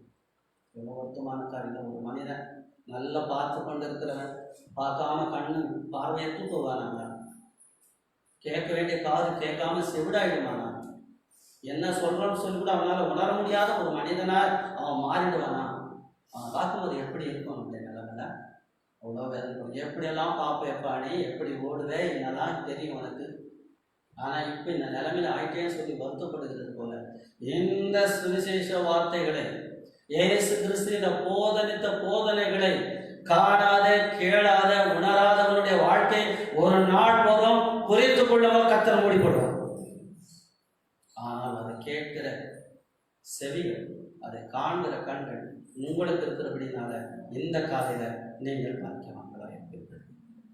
ஏசாயா தீர்க்கதரிசி புத்தகம் 64ஆம் அதிகாரம் 4வது வசனத்தை வாசிக்கலாம். 64:4. தேவனே, உமக்கு காத்திருக்கிறவர்களுக்கு நீ செய்பவைகளை நீரே அல்லாமல் உலக தோற்றம் முதற்கொண்டு ஒருவரும் கேட்டதுமில்லை, செவியால் உணர்ந்ததும் இல்லை, அவைகளை கண்டதும் இல்லை. கவனிக்கிறீங்களா? நான் எதை பற்றி பிரசங்கம் பண்ணி கொண்டிருக்கிறேன் சொன்னால், கண்டும் காணாதவர்களாக, கேட்டும் கேளாதவர்களாக, உணராத இருக்கிற மக்களுடைய வாழ்க்கையுடைய ஆபத்தை பற்றியும் பேசிக் கொண்டிருக்கிறேன். அதே சமயத்துல கர்த்தருடைய வார்த்தைகளை கண்டு கேட்க கிடைக்கிற பாக்கியத்தை பற்றியும் பேசிக் கொண்டிருக்கிறேன். இங்க அருமையான ஏசாயா தீர்க்கதரிசி சொல்லுகிற வார்த்தையை பார்க்கும் பொழுது, ஆண்டவரே உமக்கு காத்திருக்கிறவர்கள், நீ செய்கிறவர்களை அவங்க காண்கிறதுக்கு கர்த்தர் ஆண்டவரே, நீ செய்பவைகளெல்லாம் நீரே அல்லாமல் உலக தோற்றது முதற்கொண்டு ஒருவரும் கேட்டதில்லை, செவியால் உணர்ந்ததும் இல்லை. அப்ப நீ எதெல்லாம் செய்கிற உலக தோற்றத்திலிருந்து அதெல்லாம் ஒரு கூட்ட மக்கள் கேட்டுக்கிறாங்க, கண்டுக்கிறாங்க. அப்ப ஆண்டவர் செய்கிறவைகளை நாம் கேட்கிறவர்களாகும், அல்லது கடவுளுடைய சித்தத்தை நாம் காண்பவர்களாகவும், கடவுள் செய்கிறவர்களை நாம் அறிந்தவர்களாகவும் இருக்க வேண்டும். முதலாவது நாம் பார்த்தோம், கடவுளுடைய வார்த்தையை கேட்டு அந்த வார்த்தைகளை செவிகளில் கேட்டு கண்களினால் கண்டு உணரும் பொழுது என் ஆத்மாவிலே ரட்சிப்பை கொடுக்கிறான். நான் ரட்சிக்கப்பட்ட ஒரு ஆத்மாவாக மாற்றப்படுகிறேன். இரண்டாவது, இந்த வார்த்தையை கேட்டு நான் கண்களினால் கண்டு என் காதுகளினால் கேட்டு உணரும் பொழுது எனக்கு என்ன ஒரு பாக்கியத்தை கடவுள் கொடுக்கிறார் என்று சொன்னால், மகிமையின் அனுபவத்தை கொடுக்கிறார். மகிமை என் வாழ்க்கையில் உள் வாழ்கிறது, மகிமை எனக்குள் வாழ்ந்து கொண்டு இருக்கிறது, அல்லது மகிமையான கிறிஸ்து எனக்குள் வாழ்கிறது. இது அநேக கண்களுக்கு தெரியாது. ஏன்னா அந்த மகிமை வாழ்கிறது ஏசையதான் கர்த்தருடைய மகிமையை காணும் பொழுதுதான் என்ன சொன்னான்னா, கண்களில் இருந்தும் காணாதவர்களாகும், காதுகள் இருந்து கேளாமலும், இருதயத்தில் உணராமல் இருக்கிறாங்கன்ற வார்த்தை ஏன் சொன்னா, நான் இவ்வளவு பெரிய மகிமையை பார்த்துருக்கிறேன், கர்த்தர் உயரும் உன்னதமான சிங்காசனத்தின் மேல வீட்டு இருக்கிறத பார்க்கிறேன், அங்க இருக்கிற கேருபீன்கள் சேராபீன்கள் எல்லாம் கர்த்தர் பரிசுத்தர் பரிசுத்தர்னு சொல்லிட்டு இருக்குது, இவ்வளவு பெரிய காட்சியை நான் பார்த்து கொண்டிருக்கிறேன். ஆனா இந்த ஜனங்களால இந்த காட்சியை பார்க்க முடியல, கேட்க முடியல, உணர முடியல. காரணம் கண்கள் கூட இந்த கடவுளுடைய மகிமையை நாம் காண்கிறது. அதுக்குதான் அந்த கண்களை கொடுத்திருக்கார். இல்லை, ஒரு நாள் அவருடைய முகமுகமாய் அவருடைய மகிமையில நாம் மகிமை அடைந்து காணப்படுகிறோம். எந்த கண்கள் அவரை காணும்? என் கண்கள். வேற ஒருத்தர் கண்ணை வச்சு நான் பார்க்க போகிறது, வேற ஒரு லென்ஸை வச்சுட்டு நான் பார்க்க போகிறது இல்லை. என் கண்ணை வச்சே கடவுள் அவரை பார்க்கணும். அவருடைய மகிமையை காண்பதற்கு கர்த்தர் எனக்கு கண்களை கொடுத்திருக்கிறார். அவருடைய மகிமையை காண்கிறதுக்கு, அவருடைய செய்தி கேட்கறதுக்கு அந்த செவிகளை கொடுத்துக்கிறார். அவருடைய மகிமை எனக்குள் வாழ்வதற்கு உணரத்தக்க இருதயத்தை கொடுத்துக்கிறார். யாருக்குள்ளெல்லாம் இந்த நாளில் காணக்கூடிய கண்கள் இருக்கிறதோ, கேட்கக்கூடிய செவிகள் இருக்கிறதோ, இந்த வார்த்தைகளை உணரத்தக்க இருதயம் இருக்கிறதோ, அவர்களுக்குள் கடவுள் கொடுக்கிற பாக்கியம் சொன்னால் மகிமை உங்களுக்குள்ள வாழும். மகிமை கடவுள் உங்களுக்குள்ள வாழ்வார். நீங்கள் மகிமையான பிள்ளைகளா வாழ முடியும். கடைசியாக பார்த்து வாசித்த பகுதியில் பார்க்கும் பொழுது உலக தோற்றத்தில் கடவுள் என்னெல்லாம் செய்து கொண்டிருக்கிறார்கள் அது அநேக மக்கள் உலக தோற்றத்திலிருந்து என்ன பண்ணல, கேட்கல. உலகம் உண்டான முதல் கடவுள் பேசிட்டு இருக்கிறாரு, சொல்லிட்டு இருக்கிறாரு. அவர் செய்கிற உலக தோற்றத்திலே செஞ்சுட்டு வராரு. இப்பதான் இல்ல, உலகம் என்னைக்கு உண்டாச்சோ அன்னியிலிருந்து அவர் என்ன சொன்னாரோ அதுதான் நடக்குது. அவர் செஞ்சதுதான் செஞ்சுட்டு கொண்டு இருக்கிறார். ஆனால் அந்த உலகத்திலிருந்து நடந்த உலக தோற்றத்திலிருந்து நடந்து கொண்டு இருக்கிறவைகளை, ஆண்டவர் செய்து கொண்டு இருக்கிறவர்களை அநேகரால என்ன பண்ண முடியல, கேட்க முடியல, உணரவும் முடியல, காணவும் முடியல. பிரியமான தேவனுடைய ஜனங்களை, உலக தோற்றத்தில் இருந்து நடந்து கொண்டிருக்கிற கடவுள் செய்கிறவைகளை நீங்கள் காணாதவர்களா இருக்கிறீங்களா? உணராதவர்களா இருக்கிறீங்களா? கேளாதவர்களா இருக்கிறீங்களா? அப்படியானால் அப்பேற்பட்ட ஒரு நிலைமையிலிருந்து நம்முடைய வாழ்க்கையை மாறன் 5ல் நல்லா சொல்கிறார், மகிழ்ச்சியாய் நீதியை செய்கிறவர்களையும் உங்களுடைய வழிகளை உண்மையை நினைக்கிறவர்களையும் சந்திக்கிறீர். போதும் ஆண்டவரே, இப்படி அவரெல்லாம் உண்மையாக உலக தோற்றத்திலிருந்து நீ செய்கிறவர்களை யார் கேட்கிறானோ, யார் உணர்கிறானோ, எவன் காண்கிறானோ, அவன் வாழ்க்கையை மகிழ்ச்சியினாலே நீதியினாலே என்ன பண்ணுகிறீர்? நீ அவனுடைய வாழ்க்கையை நிரப்புகிறீர், அவனை நீதியின் வழியில நடக்க பண்ணுகிறேன். என்னால் 3வது, நான் காண்கிறதும் நான் கேட்கிறதும் எனக்கு பாக்கியத்தை கொடுக்க வேண்டும் என்று சொன்னால் அவர் என்ன செய்கிறாரோ அதை நான் காணும். அவர் என்ன பேசுறாரோ அதை என்ன பண்ண நான் கேட்கணும். அவருடைய சித்தம் எதுவும் அதை நான் காணும். அதனால தான் ஆண்டவர் இயேசு கிறிஸ்து யோவான் 5ஆம் அதிகாரம் 19வது வசனத்துல இயேசு கிறிஸ்து இந்த உலகத்துல வந்து செய்த காரியத்தை அவரா செய்யல, சுயமா அவர் ஒன்றையும் செய்யாத அவர் செய்த காரியத்தை பற்றி இயேசு கிறிஸ்து கொடுத்த சாட்சியை பாருங்க. 19வது வசனம், மெய்யாகவே மெய்யாகவே நான் உங்களுக்கு சொல்லுகிறேன், பிதாவானவர் செய்ய குமாரன் காண்கிறது எதுவோ அதே அன்றி வேறொன்றை தாமா செய்ய மாட்டார். அவர் எவைகளை செய்கிறாரோ அவைகளை குமாரன் அப்படியே செய்கிறார், அந்தபடியே செய்கிறார். அப்ப இயேசு கிறிஸ்து ஏதாவது செய்தாருங்கிற காரியம் இந்த வேதம் குறிப்பிடும் பொழுது, ஏதாவது இந்த உலகத்தில் அவர் செய்தாருன்னு சொல்லும் பொழுது தமக்காக செய்யவில்லை, தம்முடைய சுயத்துக்காக செய்யவில்லை. அவர் என்ன செய்யணுங்கிறத பிதாவை ஏற்கனவே இப்படிதான் நீ செய்யணும், இல்லை அவரோட அவர் கை இப்படி ஆட்டாரும் எடுத்துக்கொள்வோம், இல்லை நாளை காலையில் ஒரு குருடனை நீ குணமாக்க போகிற, ஒரு மரித்தவனை என்ன பண்ண போற நீ எழுப்ப போகிற சொல்லும் பொழுது அவர் என்ன செய்கிறாரோ அதை அப்படியே பார்க்கிறார், வந்து என்ன பண்ணாரு அப்படியே செய்கிறார். இதுதான் ஒரு மனித கண்களிலிருந்து காணும் பொழுது, காதுகளிலிருந்து கேளும் பொழுது, இருதயத்தில் உணரும் பொழுது என்ன உணர்ன்னு சொன்னா அவர் செய்திருக்கிறார். உலக தோற்றத்திலிருந்து அவர் செய்களை அவர் செய்து கொண்டிருக்கிறார். என் கண்கள் அதை காண்கிறேன். ஆமென். என்னுடைய வாழ்க்கையில எது நடக்க வேண்டுமோ, என் குடும்பத்துக்கு என்ன தேவையோ, எதை நான் பெற்றுக்கொள்ள வேண்டுமோ அதை நான் பிரயாசப்பட்டு அதை உழைத்து என் வாழ்க்கையில நான் இதை பெற்றுக்கொண்டேன் என்று சொல்லுகிறதுக்கு மேலாக ஒரு காரியம் நடைபெறுகிறது. எனக்காக அவர் யாவற்றை செய்கிறார், எனக்காக அவருடைய சித்தத்தை என்ன பண்ணி கொண்டிருக்கிறார், ஆண்டவர் நிறைவேற்றுகிறார். அவர் சித்தத்தை எனக்கு காண்பிக்கிறார், அவர் செய்கிறதை எனக்கு காண்பிக்கிறார். அவர் செய்கிறதை எனக்கு காண்பிக்கும் பொழுது அவர் என்ன செய்கிறாரோ, எந்த வழியில என்ன போக சொல்லுகிறாரோ, எந்த நீதியை செய்ய சொல்லுகிறாரோ, நான் எப்படி வாழ வேண்டும் என்கிறதை எனக்கு சொல்லுகிறாரோ அதை என் கண்களை காண்பிக்கிறார். அதை நான் கை கொள்ளுகிறதுக்கு என் காதல கேட்க வைக்கிறார். என் இருதயத்தை உணர்ந்து வைத்து அவர் சொல்லுகிற வழியில அவருடைய நீதியில என்ன நடத்துகிறார், எதுக்குதான் எனக்கு கண்களை கொடுத்திருக்கிறார், எதுக்குதான் எனக்கு காதுகளை கொடுத்திருக்கிறார், எதுக்குதான் எனக்கு இருதயத்தை கொடுத்திருக்கிறார். அவருடைய சித்தத்தை தேவன் செய்கிறவர்களையும் நாம் காணத்தக்கதாக கண்களையும் செவிகளையும் கற்றுக் கொடுத்திருக்கிறார் என்பது 3வது காரியம் நாம் பார்க்கிறோம். இந்த 2 ராஜாக்கள் புஸ்தகத்துல 6ஆம் அதிகாரத்துல நாம் பார்க்கும் பொழுது அங்கே எலிசா என்கிற ஒரு தேவனுடைய மனுஷன் நிமித்தமாக இஸ்ரவேலுக்கு கடவுள் பெரிய ரட்சிப்பை செய்து கொண்டிருந்தார். அந்த அசிரியா ராஜாவின் கையில இருந்து தப்புவிக்கிறதுக்காக இஸ்ரவேல் ராஜாக்களுக்கு ஆலோசனைகளை எல்லாம் கொடுத்து சரியான வழியில எலிசா அவர்களை நடத்தி கொண்டிருந்தார். இந்த செய்தியை சீரியா ராஜா கேள்விப்பட்டிருந்தார். நம்முடைய செய்திகளெல்லாம் யாரும் போய் சொல்லிடுறாங்க. அதனால தான் அந்த ராஜா, இஸ்ரவேலின் ராஜா, நம்ம எங்க போகணும்னு நினைக்கிறோமோ, என்ன செய்யணும்னு நினைக்கிறோமோ அதுல இருந்து அவன் தப்பிச்சுக்கிறான். அப்ப யாரோ ஒரு உளவாளிகள் இருக்கிறாங்க, அதனால தான் இப்படி நம்ம கையில இருந்து இஸ்ரவேல் ராஜா தப்பித்து கொண்டு இருக்கிறான் என்று சொல்லி மந்திரிகளோடு கூட பேசும் பொழுது அப்படி பிரதானிகளை ஒருத்தன் சொல்லுகிறான், எல்லா ராஜாவே, இந்த செய்திகளை எல்லாம் சொல்லுகிறதுக்கு, நீ உன் பள்ளி அறையில உன் மனைவியோடு கூட பேசுகிறத கூட சொல்லுகிறதுக்கு ஒருத்த இஸ்ரவேலில் இருக்கிறான், அவன் கர்த்தருடைய மனுஷன், அவன் தான் எலிசா. அப்படியா? அந்த எலிசா போய் என்ன பண்ணிட்டாங்க, பிடித்து கொண்டு வாருங்கள் என்று சொல்லி தன்னுடைய இராணுவத்தை எல்லாம் அனுப்புகிறான். இராணுவம் எல்லாம் இப்பொழுது எலிசா இருந்த அந்த மலையை சுற்றிலும் பாளையம் இறங்கிட்டாங்க. காலையில இந்த எலிசாவுடைய வேலைக்காரன் எழுந்து கண்களை ஏறெடுத்து பார்க்கிறான். என்ன இருக்கிறது? மலையை சுற்றிலும் சீரியாவின் இராணுவம் நிறைந்திருக்கிறது. இதை கண்ட உடனே ஓடி வந்து தன்னுடைய எஜமானாக இருக்கிற எலிசாவை பார்த்து, என்னைய தூங்கிட்டு இருக்கிறீங்க, எழுந்துருங்க, வந்து பாருங்க எப்பேற்பட்ட சூழ்நிலை சொன்னால், மலையை சுற்றில என்ன இருக்கிறது?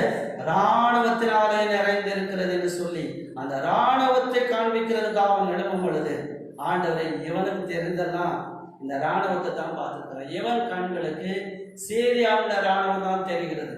ஆனா என் கண்களுக்கு நீர் எனக்காக வைத்திருக்கிற அக்கினிமயமான ராஜாக்களை பார்க்கிறேன். நீ என்ன செய்ய போற? இந்த என்னை சூழ்ந்து வந்திருக்கிற இந்த சீரியாவுடைய படைக்கு நீ என்ன செய்ய போற?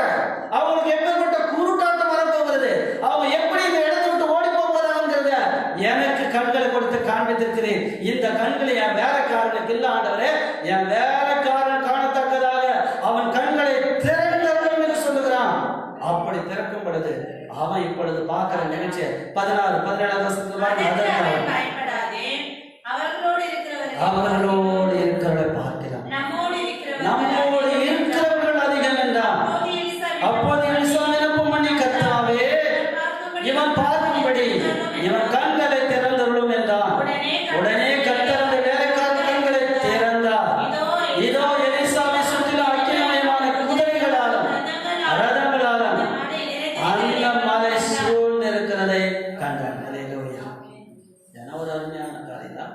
அவர் என்ன செய்ய போகிறாரோ கர்த்தர் அதை காண்பிக்கிறார். ஒரு தேவனுடைய பிள்ளையா நீங்க இருப்பீங்கன்னா, ஒரு தேவனுடைய மனுஷனா நீங்க வாழ்வீங்கன்னு சொன்னா, ஒரு ஆச்சரியமான காரியத்தை நீங்க தெரிஞ்சு கொள்ளுங்க. உங்க கண்கள் கண்டாதான் அதை கர்த்தர் செய்வார். உங்கள் காதுகள் அதை அறிந்து கொண்ட பிறகுதான் அதை செய்வார்.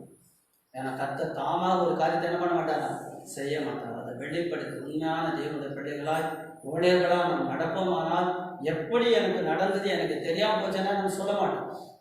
ஏன் நம்முடைய கண்கள் காண்கிறதும் நம் காதுகள் கேட்கறதும் கர்த்தர் பாக்கியங்களை மாற்றுகிறோம். அதனால எதை நான் பார்க்க வேணும், எதை நான் கேள்விப்படுகிறேனோ கர்த்தர் அதை என்ன பண்ணி அதை ஏற்கனவே எனக்கு காண்பிச்சார். அதை காண்பிச்சதனால தான் அதை போல் செய்கிறோம். இந்த ஒரு அனுபவத்தை தான் எலிசாவுடைய வாழ்க்கையில் நாம் பார்க்குறோம். அதே போல 2 ராஜாக்கள் 7ஆம் அதிகாரத்தில் கூட நான் பார்க்கும் பொழுது அந்த சமாரியோட கொடுமையான பஞ்சத்தினால எல்லாரும் கொடுமையான பஞ்சத்தின் நிமித்தமா கழுதை தலை தண்ணீர் தின்று கொண்டிருக்கிற சூழ்நிலை, பிள்ளைகளே வெட்டி ஆக்கி சாப்பிட்ற நிலையில அந்த சமாரியாவில் கொடுமையான பஞ்சம் அங்கே இருக்கிறது. அந்த சூழ்நிலை எலிசா என்கிற கர்த்தருடைய மனுஷன் சொல்றான், கர்த்தருடைய வார்த்தையை கேட்பா, நாளைக்கு இந்நேரத்துல இந்த சமாரியாவுடைய வாசலையில 1 மரக்கால் கோதுமைமா 1 சேக்கலுக்கும் 2 மரக்கால் வார்கோதுமை 1 சேக்கலுக்கும் விற்கப்படும் சொல்கிற செய்தியை சொன்னப்போ இந்த கர்த்தருடைய வார்த்தையை கேளுங்கன்னு அவன் சொல்லிட்டு இருக்கிறான். கர்த்தர் என்ன செய்ய போறாரு அவன் சொல்லிட்டு இருக்கிறான். ஆனா அந்த ஒலிவ வாசல் இருக்கிற ராஜாவுக்கு கையில கொடுக்கிற பிரதானி சொல்றான், என்னையா பேசுறடி? கர்த்தர் வானத்திலிருந்து மதுகளை திறந்தவங்களுக்கு எல்லாம் நடக்காத சொல்லும் பொழுது நீ கண்ணுல பார்க்க போற, சாப்பிட மாட்டேன். நான் சொல்ல வேணானால் நீ உயிரோடு இருக்க மாட்டேன். நான் நடந்த காரியம் நமக்கு நாட்டு பகுதியில் நான் பார்க்கும் பொழுது அந்த அதிகாரத்தில் 17 20 வருஷம் வரலையும் பார்க்கும் பொழுது அவங்க போறாங்க, சீரியாவின் பாளையத்தில் இருக்கிறவங்க ஓடி போறாங்க. போய் அந்த சீரியாவின் பாளையத்தில் இருக்கிற எல்லாவற்றையும் கொண்டு வந்து இப்போ சமாரியாவின் ஒளிமுக வாசலையில அளந்து கொடுக்குறாங்க. அந்த பிரதானி எந்த ஒரு பிரதானி என்கிறவன் வானத்தின் மதுக திறந்த கூட இதை நடக்காதுன்னு சொன்னானோ அவனை தான் முதலாளி வைக்கிறான். நீ தானே எல்லாருக்கும் அளந்து கொடுக்கணும். இல்லை கர்த்தருடைய வார்த்தையின்படியே 1 மரக்கால் கோதுமைமா 1 சேக்கலுக்கும் 2 மரக்கால் வார்கோதுமைமா 1 சேக்கலுக்கும் விற்கப்படுகிறது. இதை விற்று கொண்டு இருக்கிறவனை அந்த ஜனங்கள் மிதித்து போட்டதுனால கர்த்தருடைய வார்த்தை நிறைவேறிவிட்டது. கர்த்தர் என்ன சொல்றாரு அதை செஞ்சிருவார். கடவுள் என்ன காண்பிக்கிறாரோ அதை நடத்துறான். ஆனா அதை கேட்கறதுக்கு உனக்கு கண்கள், அதை காண்கிறதுக்கு உனக்கு கண்கள் இருக்கணும். அதை கேட்கிற செவிகள் உனக்கு இருக்குமானால் கர்த்தர் சொல்லுகிறதை உன்னால் காணும். கர்த்தர் சொல்லுகிறதை நிறைவேற்றுகிறதை உன் காதுகள் கேட்கிற உன்னால என்ன பண்ண முடியும்? உணர முடியும். இந்த ஆச்சரியமான காரியம் தான் அங்கே நடைபெறுகிறத பார்க்கிறோம். யோவான் 13ஆம் அதிகாரம் 6வது வசனத்தை 6-9 வரலாம். 7வது வசனத்தை மட்டும் வாசிப்போம். இயேசு அவனுக்கு பிரதித்திரமாக, நான் செய்கிறது இன்னதென்று இப்பொழுது அறியார், ஆனா இனிமேல் உங்களால் அறியும். ஏன்னா நடக்குது சொன்னா இயேசு கிறிஸ்து தம்முடைய சீஷருடைய பாதங்களை என்ன பண்ணுகிறார்? கழுவி சுத்திகரிக்கிறார். தான் கட்டி கொண்டிருக்கிற சேலையினால அதை துடைக்கிறார். இந்த ஒரு சம்பவத்தை சீஷர்களுக்கு செய்யும் போது பேரிடத்தில் வரும் பொழுது என்ன செய்யறீங்க? என் காலை போய் நீ கழுவலாம், என் கால்களை நீ கழுவலாமான்னு சொல்லும் பொழுது அவங்க ஆண்டவர் சொன்னாரு, நான் எதுக்கு கழுவுறதை இப்போ உனக்கு தெரியாது, ஆனா இனிமேல் நான் செய்கிறதை நீ அறிய போகிற.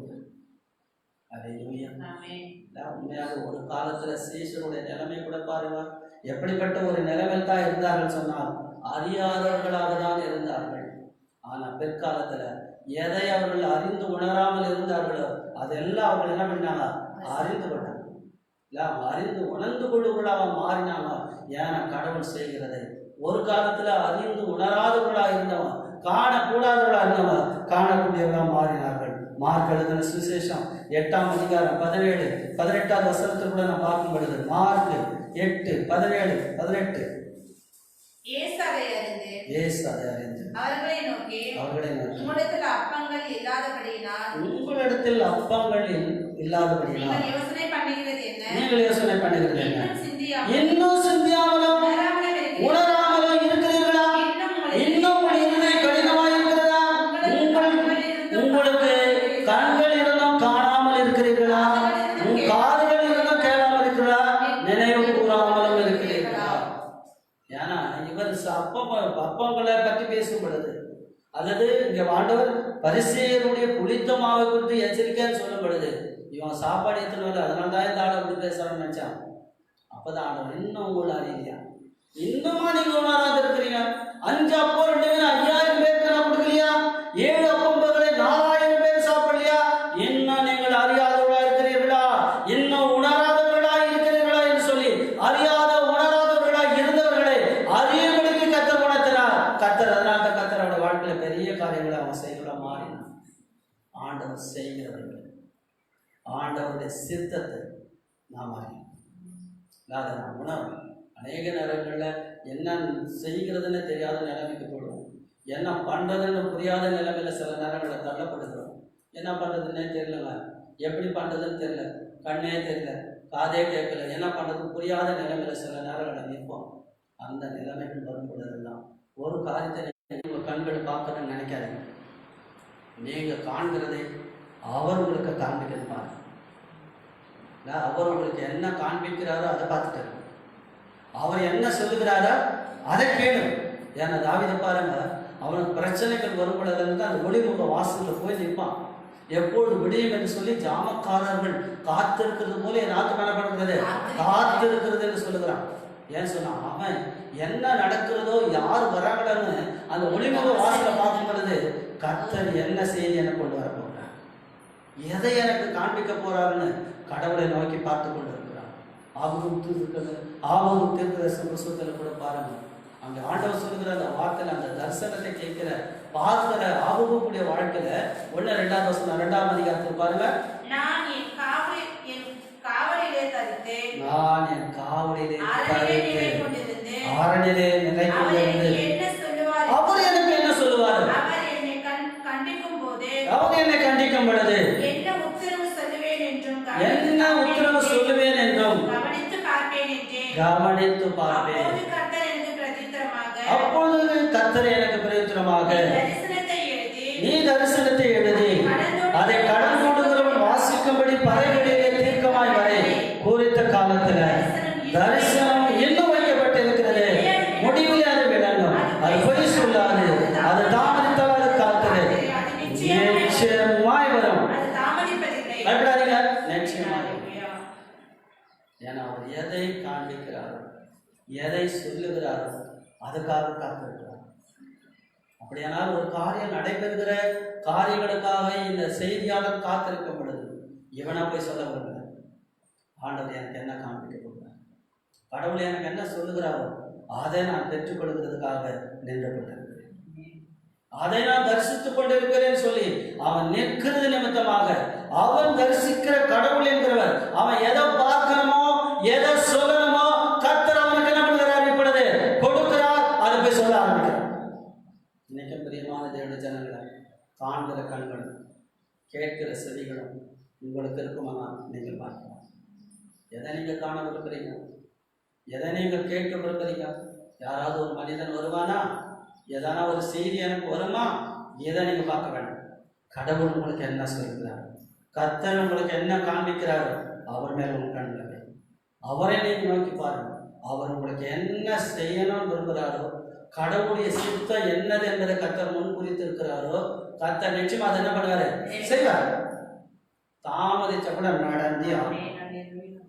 எனக்கு ஏதாவது நடக்கிறது என்று சொல்லி நான் எதிர்பார்ப்பேன் என்று சொன்னால், எனக்கு நடக்கிற காரியங்களுங்கிறது எப்படியோ ஒன்று நடக்கிறது இல்லை. எனக்கு நடக்க வேண்டிய ஒரு காரியங்களை, எனக்கு செய்ய வேண்டிய ஒரு காரியங்களை கடவுள் எனக்கு ஏற்கனவே என்ன பண்ணியிருக்கிறாரு? முன் குறித்திருக்கிறார். அந்த முன் குறித்திருக்கிற அந்த காரியத்தை கர்த்தர் குறித்த காலத்தில் என்ன பண்ணுவார்? செய்வார். அதை செய்வதற்கு தான் இப்பொழுது கடவுள் காண்கிற கண்களும் கேட்கிற செவிகளும் பாக்கியம் உள்ளது.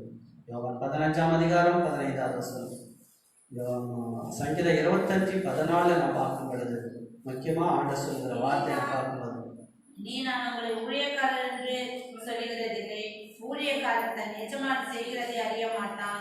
நான் உங்களை சிநேகிதர் என்கிறேன், ஏனெனில் என் பிதாவினிடத்தில் நான் கேள்விப்பட்ட எல்லாவற்றும் உங்களுக்கு உண்மையாக ஒருவருடைய வழி கடவுளுக்கு பிரியமாய் இருந்தார். அவர் என்ன செய்கிறாரோ அதை சொல்லுவார். நாம் கடவுளுக்கு பிரியமா நடப்போம், பயபக்தி உள்ளவர்களாக நடப்போம். எனக்கு என்ன நடக்கணுமோ, எனக்கு என்ன செய்யணுமோ அவர் செய்வார். எனக்கு செய்வதற்கு அவர் என் கண்களை திறந்தார். எனக்கு செய்வதற்கு எனக்கு செய்தி வரும். எனக்கு என்ன செய்தி வரணுமோ அந்த செய்தி அவர் என்ன பண்ணுவார்? அனுப்புவார். ஆமோஸ் 2:7 பாருங்க, யோவான் 14:22-26 பாருங்க, யோவான் 9:31-33 வசனம் பார்க்கும் பொழுது கடவுள் ஒரு வார்த்தையை கொடுக்கும் பொழுது, வெளிப்படுத்தும் பொழுது பாவிகளுக்கு செவி கொடுக்கிறது இல்லை. கடவுள் உண்மையாய் நீதிமான நடப்பமானா அவனுக்கு கர்த்தர் என்ன பண்ணுகிறார்? உண்மையா இருங்க, நீதிமானா நடந்து கொள்ளுங்க, உங்களுக்கு கர்த்தர் காரியங்களை காண்பிப்பார். நீங்க என்ன பெற்றுக் கொள்வீங்களோ அந்த காரியத்துக்கு கர்த்தர் என்ன பண்ணாரு? உங்களுக்கு செய்தி வரும். நீங்க ஒரு நாள் வெட்கப்பட்டு போக மாட்டீங்க. நீங்கள் காண்கிறதுனாலும் நீங்க கேட்கிறதுனாலும் நீங்க பாக்கியவான்களா இருப்பீங்க. கர்த்தர் உங்களை ஆசீர்வதிப்பார். அப்படி ஆண்டவரை நோக்கி முழங்கால் படிட்டு நாம் ஆண்டவரை நோக்கி பார்க்கலாமா? ஆண்டவரை காண்கிறதுனாலும் கேட்கிறதுனாலும் நான் பாக்கியவானா? என்னைக்கு ஆண்டவரை நான் கண்ட இந்த பரம தரிசனம், கடவுளுடைய வார்த்தை, நான் கேட்ட இந்த சத்தியம், நான் காண்கிறதும் நான் கேட்கிறதும் என் இருதயம் உணர்வு, என் இருதயம் உணர்ந்து நான் திரும்புவேனாமா? என்னைக்கு கேட்கிற சத்தியம் ஆண்டவரை எனக்கு ஆசீர்வாதத்தை கேட்கிறதும் காண்கிறத ஆண்டவர் நமக்கு பார்த்து ஆசீர்வதிக்கப்பட்டதா மாற்றணும்னு சொன்னால், நீ காண்கிறதும் கேட்கிறதும் உனக்கு ஆத்துமா ரட்சிப்பு. நீ கேட்கிற வார்த்தைகள், நீ உணர்கிற ஒரு வார்த்தைகள் உன் ஆத்துமாவை பாவத்திலிருந்து மேட்டு ஆத்துமா ரட்சிப்புக்குள்ளா கொண்டு வரணும். நீ பாவம் இல்லாத மனுஷனா, ரட்சிக்கப்பட்ட மனிதனா மாறணும். ரெண்டாவது, காண்கிற கண்களும் கேட்கிற செவிகளும் வாக்கியமுள்ளதான் மாறணும். அறிவிக்கப்பட்டிருந்த சுவிசேஷம் மகிமை ஆண்டவராக என் இருதயத்தில் மகிமை வாழ்கிறது. அந்த மகிமையை நான் காண, அந்த மகிமை எனக்குள் வாழ அவர் சொல்லிட்டு இருந்தார். மகிமை வெளியரங்கமாக கண்களையாக அவரை காண சொன்னார். அந்த மகிமை வெளியரங்கமாக இருக்கிறது. அதை காண்கிறே சுவிசேஷத்தின் மகிமை, கிறிஸ்துவின் மகிமையானது இப்பொழுது எனக்குள்ளாக வாழ்ந்து கொண்டிருக்கிறது. எதை காணவும் கேட்கவும் கடவுள் என பாக்கியவானா வைத்திருக்கிறார். மூன்றாவது காரியம், நான் பாக்கியவானா இருக்கிறதுக்கு அவர் என்ன சொல்லுகிறார், எதை செய்கிறார், அவருடைய சித்தம் ஏதோ அதை அவர் செய்கிறார். அவர் என்ன செய்ய போகிறாரோ, அவர் என்ன சித்தத்தை உடையவராக இருக்கிறாரோ அதை என் கண்களுக்கு காண்பிக்கிறார். அதை எனக்கு செய்தியாக கொடுக்குறார். இன்னைக்கு இதுதான் உனக்கு நடக்க போகிறது. நீ போகும்போது உன் வழியில் இதுதான் இருக்கும். நீ ஒரு வழியில் ஒரு மனிதனை சந்திப்ப. சவுலுக்கு பாருங்க, கடவுள் அதை தான் சொன்ன, நீ போ வழியில் சந்திப்ப 3 மனுஷர்கள். இப்படியெல்லாம் நீ நடந்து கொள். நீ போகும்போது போ, ஒரு இடத்துக்கு போகும்போது தீர்க்கதரிசிகள் கூட்டத்தை சந்திப்ப, கர்த்தர் என்னெல்லாம் செய்ய போறாரோ சொல்லி அனுப்புறாரு, அப்படியே நடந்துச்சு. உங்களுக்கும் கடவுள் என்ன செய்யணும் என்கிறத கர்த்தர் இந்த சத்தியத்தில் எழுதி வச்சிருக்காரு. உங்களுக்கு தெரியுமா? உங்களுக்கு செய்கிறத, உங்களுக்கு கடவுள் செய்ய போற ஆண்டோட சித்தத்தை இந்த வேதத்தில் வைத்திருக்கிறார். இந்த வேத வார்த்தைகளை, இந்த சத்தியத்தை காணுகிற கண்ணும், இந்த சத்தியத்தை கேட்டு உணரத்தக்க இருதயம் இருக்குமானால், அடுத்த வாரம் நீங்க வரும் பொழுது கடவுள் உங்களுக்கு என்ன செய்கிறாரோ அவருடைய சித்தம் எதுவும் உங்களுக்கு காண்பிப்பார். நானும் தெரியாத இருந்தேன், கடவுள் எனக்கு இதை காண்பித்தாருன்னு உங்க கண்களை திறந்து காண்பிப்பார். உங்க செவிகளுக்கு நல்ல செய்திகளை கொண்டு வருவார். கடவுள் கடவுளுடைய வார்த்தைகளை உங்க மத்தியில் கர்த்தர் அனுப்புகிற மனுஷர்களை அனுப்புவார்.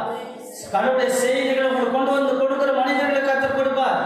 எங்க வேத திறப்பும் பொழுது கர்த்தருடைய வார்த்தை உங்களுக்கு கண்களுக்கு முன்னாடி கர்த்தர் வெளிப்படுத்துவார். வேதத்தை கர்த்தர் உங்களுக்கு கற்றுக் கொடுப்பார். உணரத்தக்க இதயத்தை உங்களுக்கு கொடுப்பார் ஆண்டவர். பொய் சொல்லல.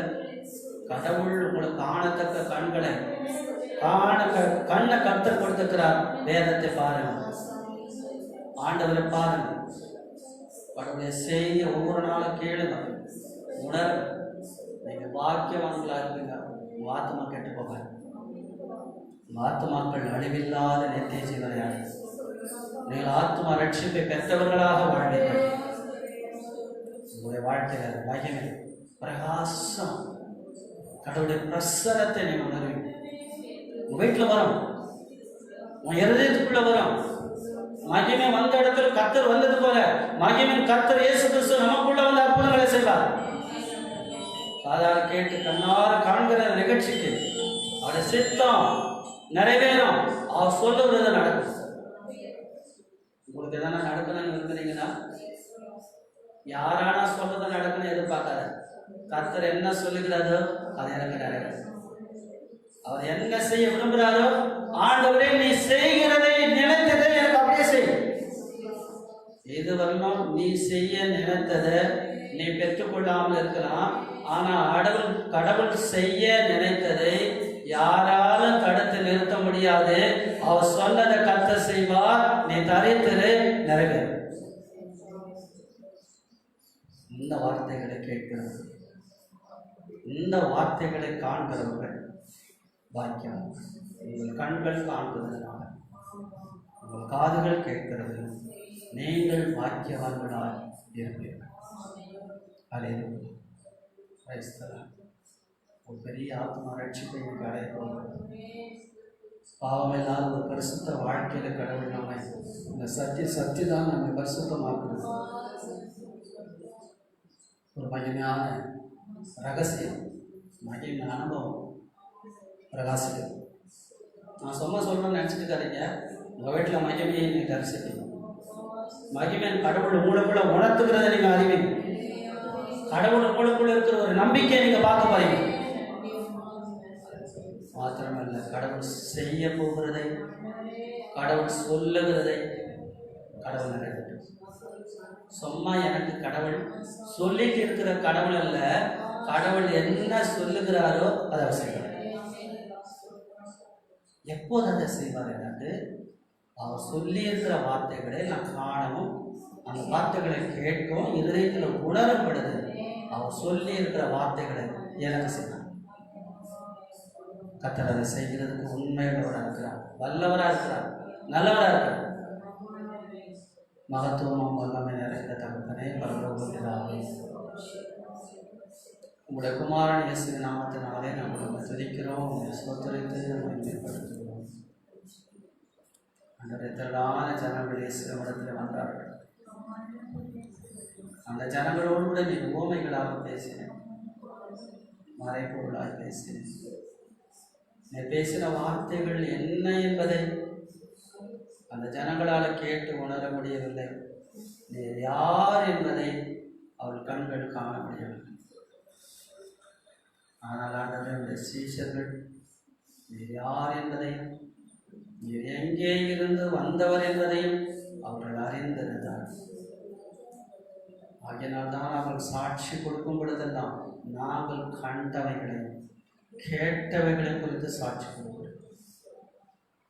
அவர்கள் கண்டதும் கேட்டதும் தான் அவருடைய வாக்கியத்துக்கு காரணமாக மாறினது. அவள் கண்டதும் கேட்டதுமாயிருக்கிற அந்த சுவிசேஷமாயிருக்கிற கிறிஸ்து அவளுக்கு ஆத்ம ரட்சிப்பை கொடுத்து அவள் கண்ட கேட்ட சுவிசேஷத்தின் மகிமை புறஜாதிகளுக்கெல்லாம் போய் பிரசவித்தார்கள். மகிமையின் ஆண்டவர் எங்கெல்லாம் சத்தியத்தை கேட்கிற உணர்கிற மக்கள் இருந்தார்களோ அங்கெல்லாம் மகிமை வந்தது. மகிமை பிரசனம் இறங்கினது, ஜனங்களை வழிநடத்தினது, கர்த்தரை சந்தித்தார்கள். ஜனம் எங்கெல்லாம் சுவிசேஷத்தை சொன்னார்கள், அதை கேட்டு உணர்ந்தார்கள், அங்கெல்லாம் அற்புதம் நடந்தது. செய்கிற காரியங்களை யாராலும் தடுக்க முடியவில்லை. அநேகருடைய வாழ்க்கையில் வியாதிகள் குணமாக்கப்பட்டது, பிசாசுகள் துரத்தப்பட்டது, மரித்தோர் எழுந்தார்கள். சுவிசேஷத்தை கேட்டு அறிந்து கொண்ட உணர்ந்த வாழ்க்கை கர்த்தர் திட்டமிட்டு இருக்கிறது எனக்கு செய்ய ஆரம்பித்தார்கள். என்னைக்கு அந்த சத்தியத்தை கேட்டு உணர்ந்து ஆண்டவரே எனக்கு என்ன செய்ய போகிறேன், உங்களுடைய சித்தம் எனக்கு என்ன இருக்கிறது, எனக்கு இதுவரையிலும் என்ன நடக்க போகுதுன்னே எனக்கு தெரியாமல் இருக்கிறேன், என் வாழ்க்கை எப்படி முடிய போவதென்று தெரியாமல் வாழ்ந்து கொண்டிருக்கிறேன். ஆனால் ஏதாவது என் வாழ்க்கையில் ஒன்று நடக்க வேண்டுமானா, நீ செய்ய வேண்டுமானா, ஒரு மனிதன் செய்கிறது அல்ல, கர்த்தர் என்ன சொல்லுகிறீரோ, எதை செய்ய விரும்புகிறீரோ, என் வாழ்க்கையில் திட்டமிட்டிருக்கிறீரோ அதையே செய்ய. அது ஒரு நாளை கடைப்படவே கூடாது, நிச்சயமாக நிறைவேறியே ஆகும். அதற்குத்தான் அழைத்திருக்கிறேன். அதுக்குத்தான் இந்த ஆலயத்தில் இத்தனை போராட்டத்தின் மத்தியில் நான் நிற்கிறேன். எவ்வளவு பிரச்சனை மத்தியில் நான் இங்கே இருக்கிறதுக்கு காரணம் ஆண்டவர். என் கண்களினாலே நான் உன்னை காணணும், என் காதுகளினால அவன் செய்தியை கேட்கணும், என் இருதயத்தில் நான் உணரணும். இந்த பாக்கியத்தை நான் பெற்று நீர் என்ன திட்டமிட்டிருக்கிறீரோ, எனக்காக வைத்திருக்கிற காரியங்கள் எதுவோ அது எல்லாம் நிறைவேற்றும். அது நடைபெறும் பொழுது நான் திரும்பி பார்ப்பேன், நீ சொன்னது நிறைவேறினது, உன் வார்த்தையை எனக்கு செய்தி, உன் சித்தத்தை நிறைவேற்றி கொடுத்தேன் என்று சொல்லி இந்த வார்த்தையை கேட்ட நாங்கள் உண்மையாகவே இந்த வார்த்தைக்காக நமக்கு நாங்கள் நன்றி சொல்லுவோம். எங்களை பாக்கியவானாய் மாற்றி யாருக்காக இந்த வார்த்தைகளை இந்த ஒலிபெருக்கின் மூலமாக நீ பேசிக்கொண்டிருக்கிறீர்கள். இந்த வார்த்தையை கேட்கிற அத்தனை பேருடைய வாழ்க்கை, அத்தனை பேருடைய குடும்பத்திலே கர்த்தர் ஒரு பெரிய அதிசயத்தை செய்யும். இன்னைக்கு கேட்கிற எல்லாரும் பாக்கியவானா கண்கள் காண்கிறதா மாறட்டும். ஆண்டவர் ஒருபோதும் ஒருவருடைய கண்களோ ஆண்டவருடைய செவிகளோ இருதயம் மூடப்பட்டதா இருக்கக்கூடாது. ஆண்டவர் மூடப்பட்டிருக்கிற கண்கள் திறக்கப்படுவதாக, அடைக்கப்பட்டிருக்கிற செவிகள் திறக்கப்படுவதாக, மூடப்பட்டிருக்கிற இருதயத்தை கர்த்தர் திறப்பீராக. காண்கிறதுனால கேட்கிறதுனால மூடப்பட்டிருந்த கண்களும் அடைக்கப்பட்டிருந்த செவிகளும் மூடப்பட்டிருந்த இருதயனுக்கு திறந்து பாக்கியமுள்ளதாக மாறட்டும். கர்த்தர் அப்படிப்பட்ட ஒரு பாக்கியத்தை, ஆசீர்வாதத்தை அந்த கண்ணீரோடு பாரத்தோடு உன் பிள்ளைகள் எதை நோக்கி நிற்கிறான், ஏதாவது கர்த்தர் கொண்டு செய்ய மாட்டாரா? ஆண்டோட வார்த்தை இன்னைக்காவது நிறைவேறாதா? எதுவரையிலும் நான் நோக்கி கொண்டிருப்பேன், எப்பொழுதுதான் வார்த்தை நிறைவேறும் என்கிற ஏக்கத்தில் தவிப்பில் கண்ணீரில் நிற்கிற பிள்ளைகளுக்கு கர்த்தர் சொன்னது நிறைவேறும். அது ஒரு நாடு தாமதப்படும். கர்த்தர் அதை செய்து கொண்டிருப்பதற்காக நம்ம நன்றி செலுத்துகிறோம். ஒருவேளை இந்த வார்த்தைகளை யாராவது விசுவாசத்தோடு இந்த வார்த்தைகளை நோக்கி கொண்டிருப்பார்கள், அவங்க கேட்டு அந்த வீட்டில் இருக்கும் பொழுதே இந்த கரங்கள் அவர்களை தொடுவதாக, ஒரு அதிசயங்கள் அற்புதங்கள் நம்ம வீட்டில் நடைபெறுவதாக, மறுபடியும் திருச்சபையை கர்த்தர் திறந்து கொடுக்கிற நாள் வருகிறது. எல்லாரும் திரும்பி வர நேரம் வரும் பொழுது சாட்சியாக கொள்வாங்க. நான் கேட்டதுனால, நான் கண்டதுனால கடவுளை என்னை ஆசீர்வதித்தார் என்று சொல்லலாம். நான் கண்டதுனால கேட்டதுனால என் ஆத்மாவுக்கு கடவுள் விடுதலை கொடுத்தார். நான் கண்டதுனால கேட்டதுனால என்னுடைய வாழ்க்கையில நான் எதை கேட்டேனோ கண்டேனோ அந்த வாழ்க்கையில் அவருடைய மகிமை கிரியை செய்ய ஆரம்பித்தது. நான் எதை கண்டேனோ கேட்டேனோ அந்த வார்த்தைகள் என் வாழ்க்கையில நான் நினைத்ததல்ல, அவர் நினைத்ததே செய்ய அவர் சித்த நிறைவேறினது என்று சாட்சி கொடுக்க கர்த்தர் அற்புதங்களை செய்யும். ஒவ்வொரு வீட்டிலையும் கர்த்தர் சந்திப்புள்ளாங்க. ஒவ்வொரு பிரசனத்துக்கு நேராக ஒவ்வொரு குடும்பத்திற்கு 35 குடும்பத்தின் பிள்ளைகள், வாலிபர்கள், பெரியோர்கள் கர்த்தர் பாதுகாத்து நடத்தும். விசேஷமாக வாலிபிள்ளைகள் இந்த நாட்களிலாவது திரும்பி இடத்துல வரவு செய்யும். நம் சபை மூப்பர்கள், எங்கள் சபை நடத்தக்கிறோம் திருந்தட்டாண்டு அவர்கள் உண்மையான வெளிச்சத்துக்குள் வரவு செய்யும். தூக்கி பரியாசம் பண்ணி புறஜாதிகள் மதியில் நின்று கடவுளுடைய நாமத்தை தூசித்து உலகத்தின் காரியங்களை பேசிக் கொண்டிருக்கிற வார்த்தைகள் மாறுவதாக இருதயம் திறம்ப கர்த்தர் உதவி செய்ய முடியாது. விசேஷமான நாட்களில் யாரெல்லாம் அந்த குருநாசில பாதித்திருக்கிறார்கள், அவங்க படுகிற அவமானங்களும் நிந்தைகளும் கஷ்டங்களும் இதை பார்த்து கொண்டிருக்கிறோம். இது நிலைமை மாறுவதாப்பா. இப்படிப்பட்ட மக்களுக்கு ஒரு விடுதலை கிடைக்காதா? மரணங்களை குறிக்கப்பட்டவர்கள் சுகமடையட்டும், ஜீவனை பெற்றுக்கொள்ள தேசத்தின் நிலைமையை மாற்றும். உலகத்தில் ஒரு பெரிய ரட்சிப்பை தாருப்பார். எல்லா உலகத்தில் உண்டான நாளிலிருந்து உண்டான வாதைகளை நம்ம வேதத்தில் பார்க்கிறோம். எல்லாவற்றுக்கும் ஒரு முடிவை ஏற்படுத்தினேன். இந்த கொரோனா வைரஸுக்கு ஒரு முடிவு இருக்கிறது. நேரே அந்த முடிவு உண்டாகணும். நேரே அதை அழித்து பாதாளத்தில் போகணும். ஜனங்களை ஒரு பெரிய விடுதலை பெற்றுக்கணும். தேச தலைவர்கள், அந்த அருமையான டாக்டர்கள், காவல்துறையினர், இதற்காக பிரயாசப்படுகிற எல்லாரையும் பாதுகாப்புகளாக நடத்தும். ஞானத்தோடு செயல்பட தேசத்தில் மாறுதல் வர கர்த்தர் உதவி செய்வதற்காக விசேஷமானது நாளில் ஸ்தாபனத்தை நடத்தும். விசேஷமான ஸ்தாபனத்தில் பணிபுரிகிற இந்த ஊழியக்கார காப்பிற்காக, அந்த மனைவி சுகந்தை குழந்தைக்காக தெரிவிக்கிறோம். ஊழியத்துக்காக வந்துப்பட்ட பாடுகள், சந்தித்த போராட்டங்கள், இழந்த இழப்புகள், ஆண்டவரை அவங்க எந்த அளவுக்கு மனநொந்து போனாங்க என்பது எனக்கு தெரியும். இந்த சூழ்நிலையில் ஆண்டவரை அருமையான மகள் சுகந்திக்கு பாசிட்டிவ் என்கிற ஒரு காரியங்கிறது அவர்களை கலக்கி மனவேதனைக்குள்ளாக நடத்தியிருக்கிறது. குடும்பமாக தவிக்கிறார்கள். ஆண்டவரை இயேசுவே, நீ காண்கிறதை எங்கள் கண்கள் காணும், நீ செய்கிறதை எங்கள் காதுகள் கேட்கும். ஊழியக்கார சுகத்தை விரும்புகிற தேவன், நீ செய்கிற அற்புதத்தை நாம் கேட்க போகிறோம். கர்த்தர் இந்த வார்த்தைகளை கேட்கிற நாங்கள் பாக்கியவான்களாக இருக்கிறது போல அவங்களும் பாக்கியவான்களாக மாறுவாங்க.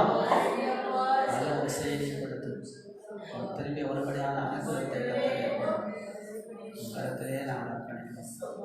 ஊழியக்காரனை மனைவி குழந்தைக்கு பாதுகாப்பை சுகத்தை கொடுத்து மருத்துவர்களால் மற்றவர்களால் எந்த உபத்திரவும் மனவேதனைகளை வராது அந்த பாதுகாப்போடு ஜீவனோடு கொண்டு வார மறுபடியும் அவர்கள் எளிமையான ஊழியங்களை செய்ய கர்த்தர் செய்யும்.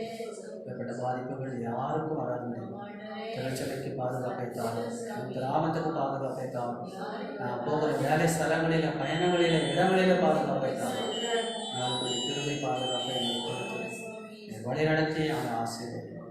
மறுபடியும் வரும்பொழுது கண்கள் காண்கிறது, காதுகள் கேட்கிறது, பாக்கியம் உள்ளது என்று சொல்ல எங்கள் ஆத்துமா ரட்சிப்பை எங்களுக்கு தாரும். கண்கள் காண்கிறதும் காதுகள் கேட்கிறதுக்கும் மகிமையை தரிசிக்கிறது. மகிமையின் ஆண்டவர் எங்களுக்குள் வாழ்கிறதை காண செய்யும். மகிமையின் ஆண்டவர் எங்களுக்குள் வாழ்கிறதை காண செய்யும். மாத்திரமல்ல, கண்கள் காண்கிறதும் காதுகள் கேட்கிறது, நீ செய்கிறது எங்கள் கண்கள் காணும்.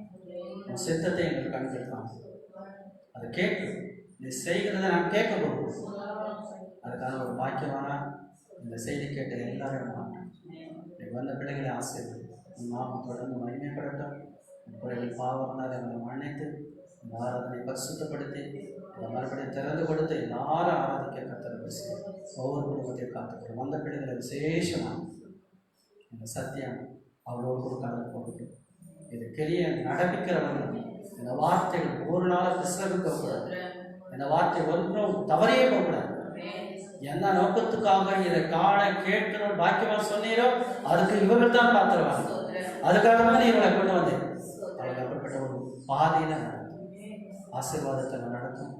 சந்தியம் அந்த குடும்பங்கள் வீடு வாசல்கள் அப்பத்தை தண்ணீரை கட்டி எடுப்போம். ஆசைப்படி நாமம் மேம்படுத்தப்படும். இயேசு ரட்சக நாமத்தில் தாழ்மையாக வேண்டிக் கொள்கிறோம். ஜீவனுள்ள நல்ல பிதாவே, என் ஆத்துமாவே கர்த்தரை ஸ்தோத்திரி, என் உடலே பரிசுத்த நாமத்தை ஸ்தோத்திரி, என் ஆத்துமாவே கர்த்தரை ஸ்தோத்திரி, கர்த்தர் செய்த சகல உபகாரங்களையும் ஆமென். நம்முடைய ஆண்டவராகிய இயேசு கிறிஸ்துவின் கிருபை, பிதாவாகிய கடவுளுடைய அன்பு, பரிசுத்த ஆவியினுடைய அந்யோன்யமும் பாதுகாப்பும் நடத்துதல் நம்மோடு திருச்சபை மக்களோடு சகல பரிசுத்தவான்களோடு ஆண்டவர் வருகை மட்டும் தேவனுடைய பிரசனமும் பாதுகாப்பும் செய்வான் இப்பொழுதும் எப்பொழுதும் சதா காலங்களிலும் தங்கிய நிலைத்திருப்பதாக கர்த்தர் உங்களோடு உங்கள் ஆசிரியப்பார் சமாதானம் சொல்கிறேன்.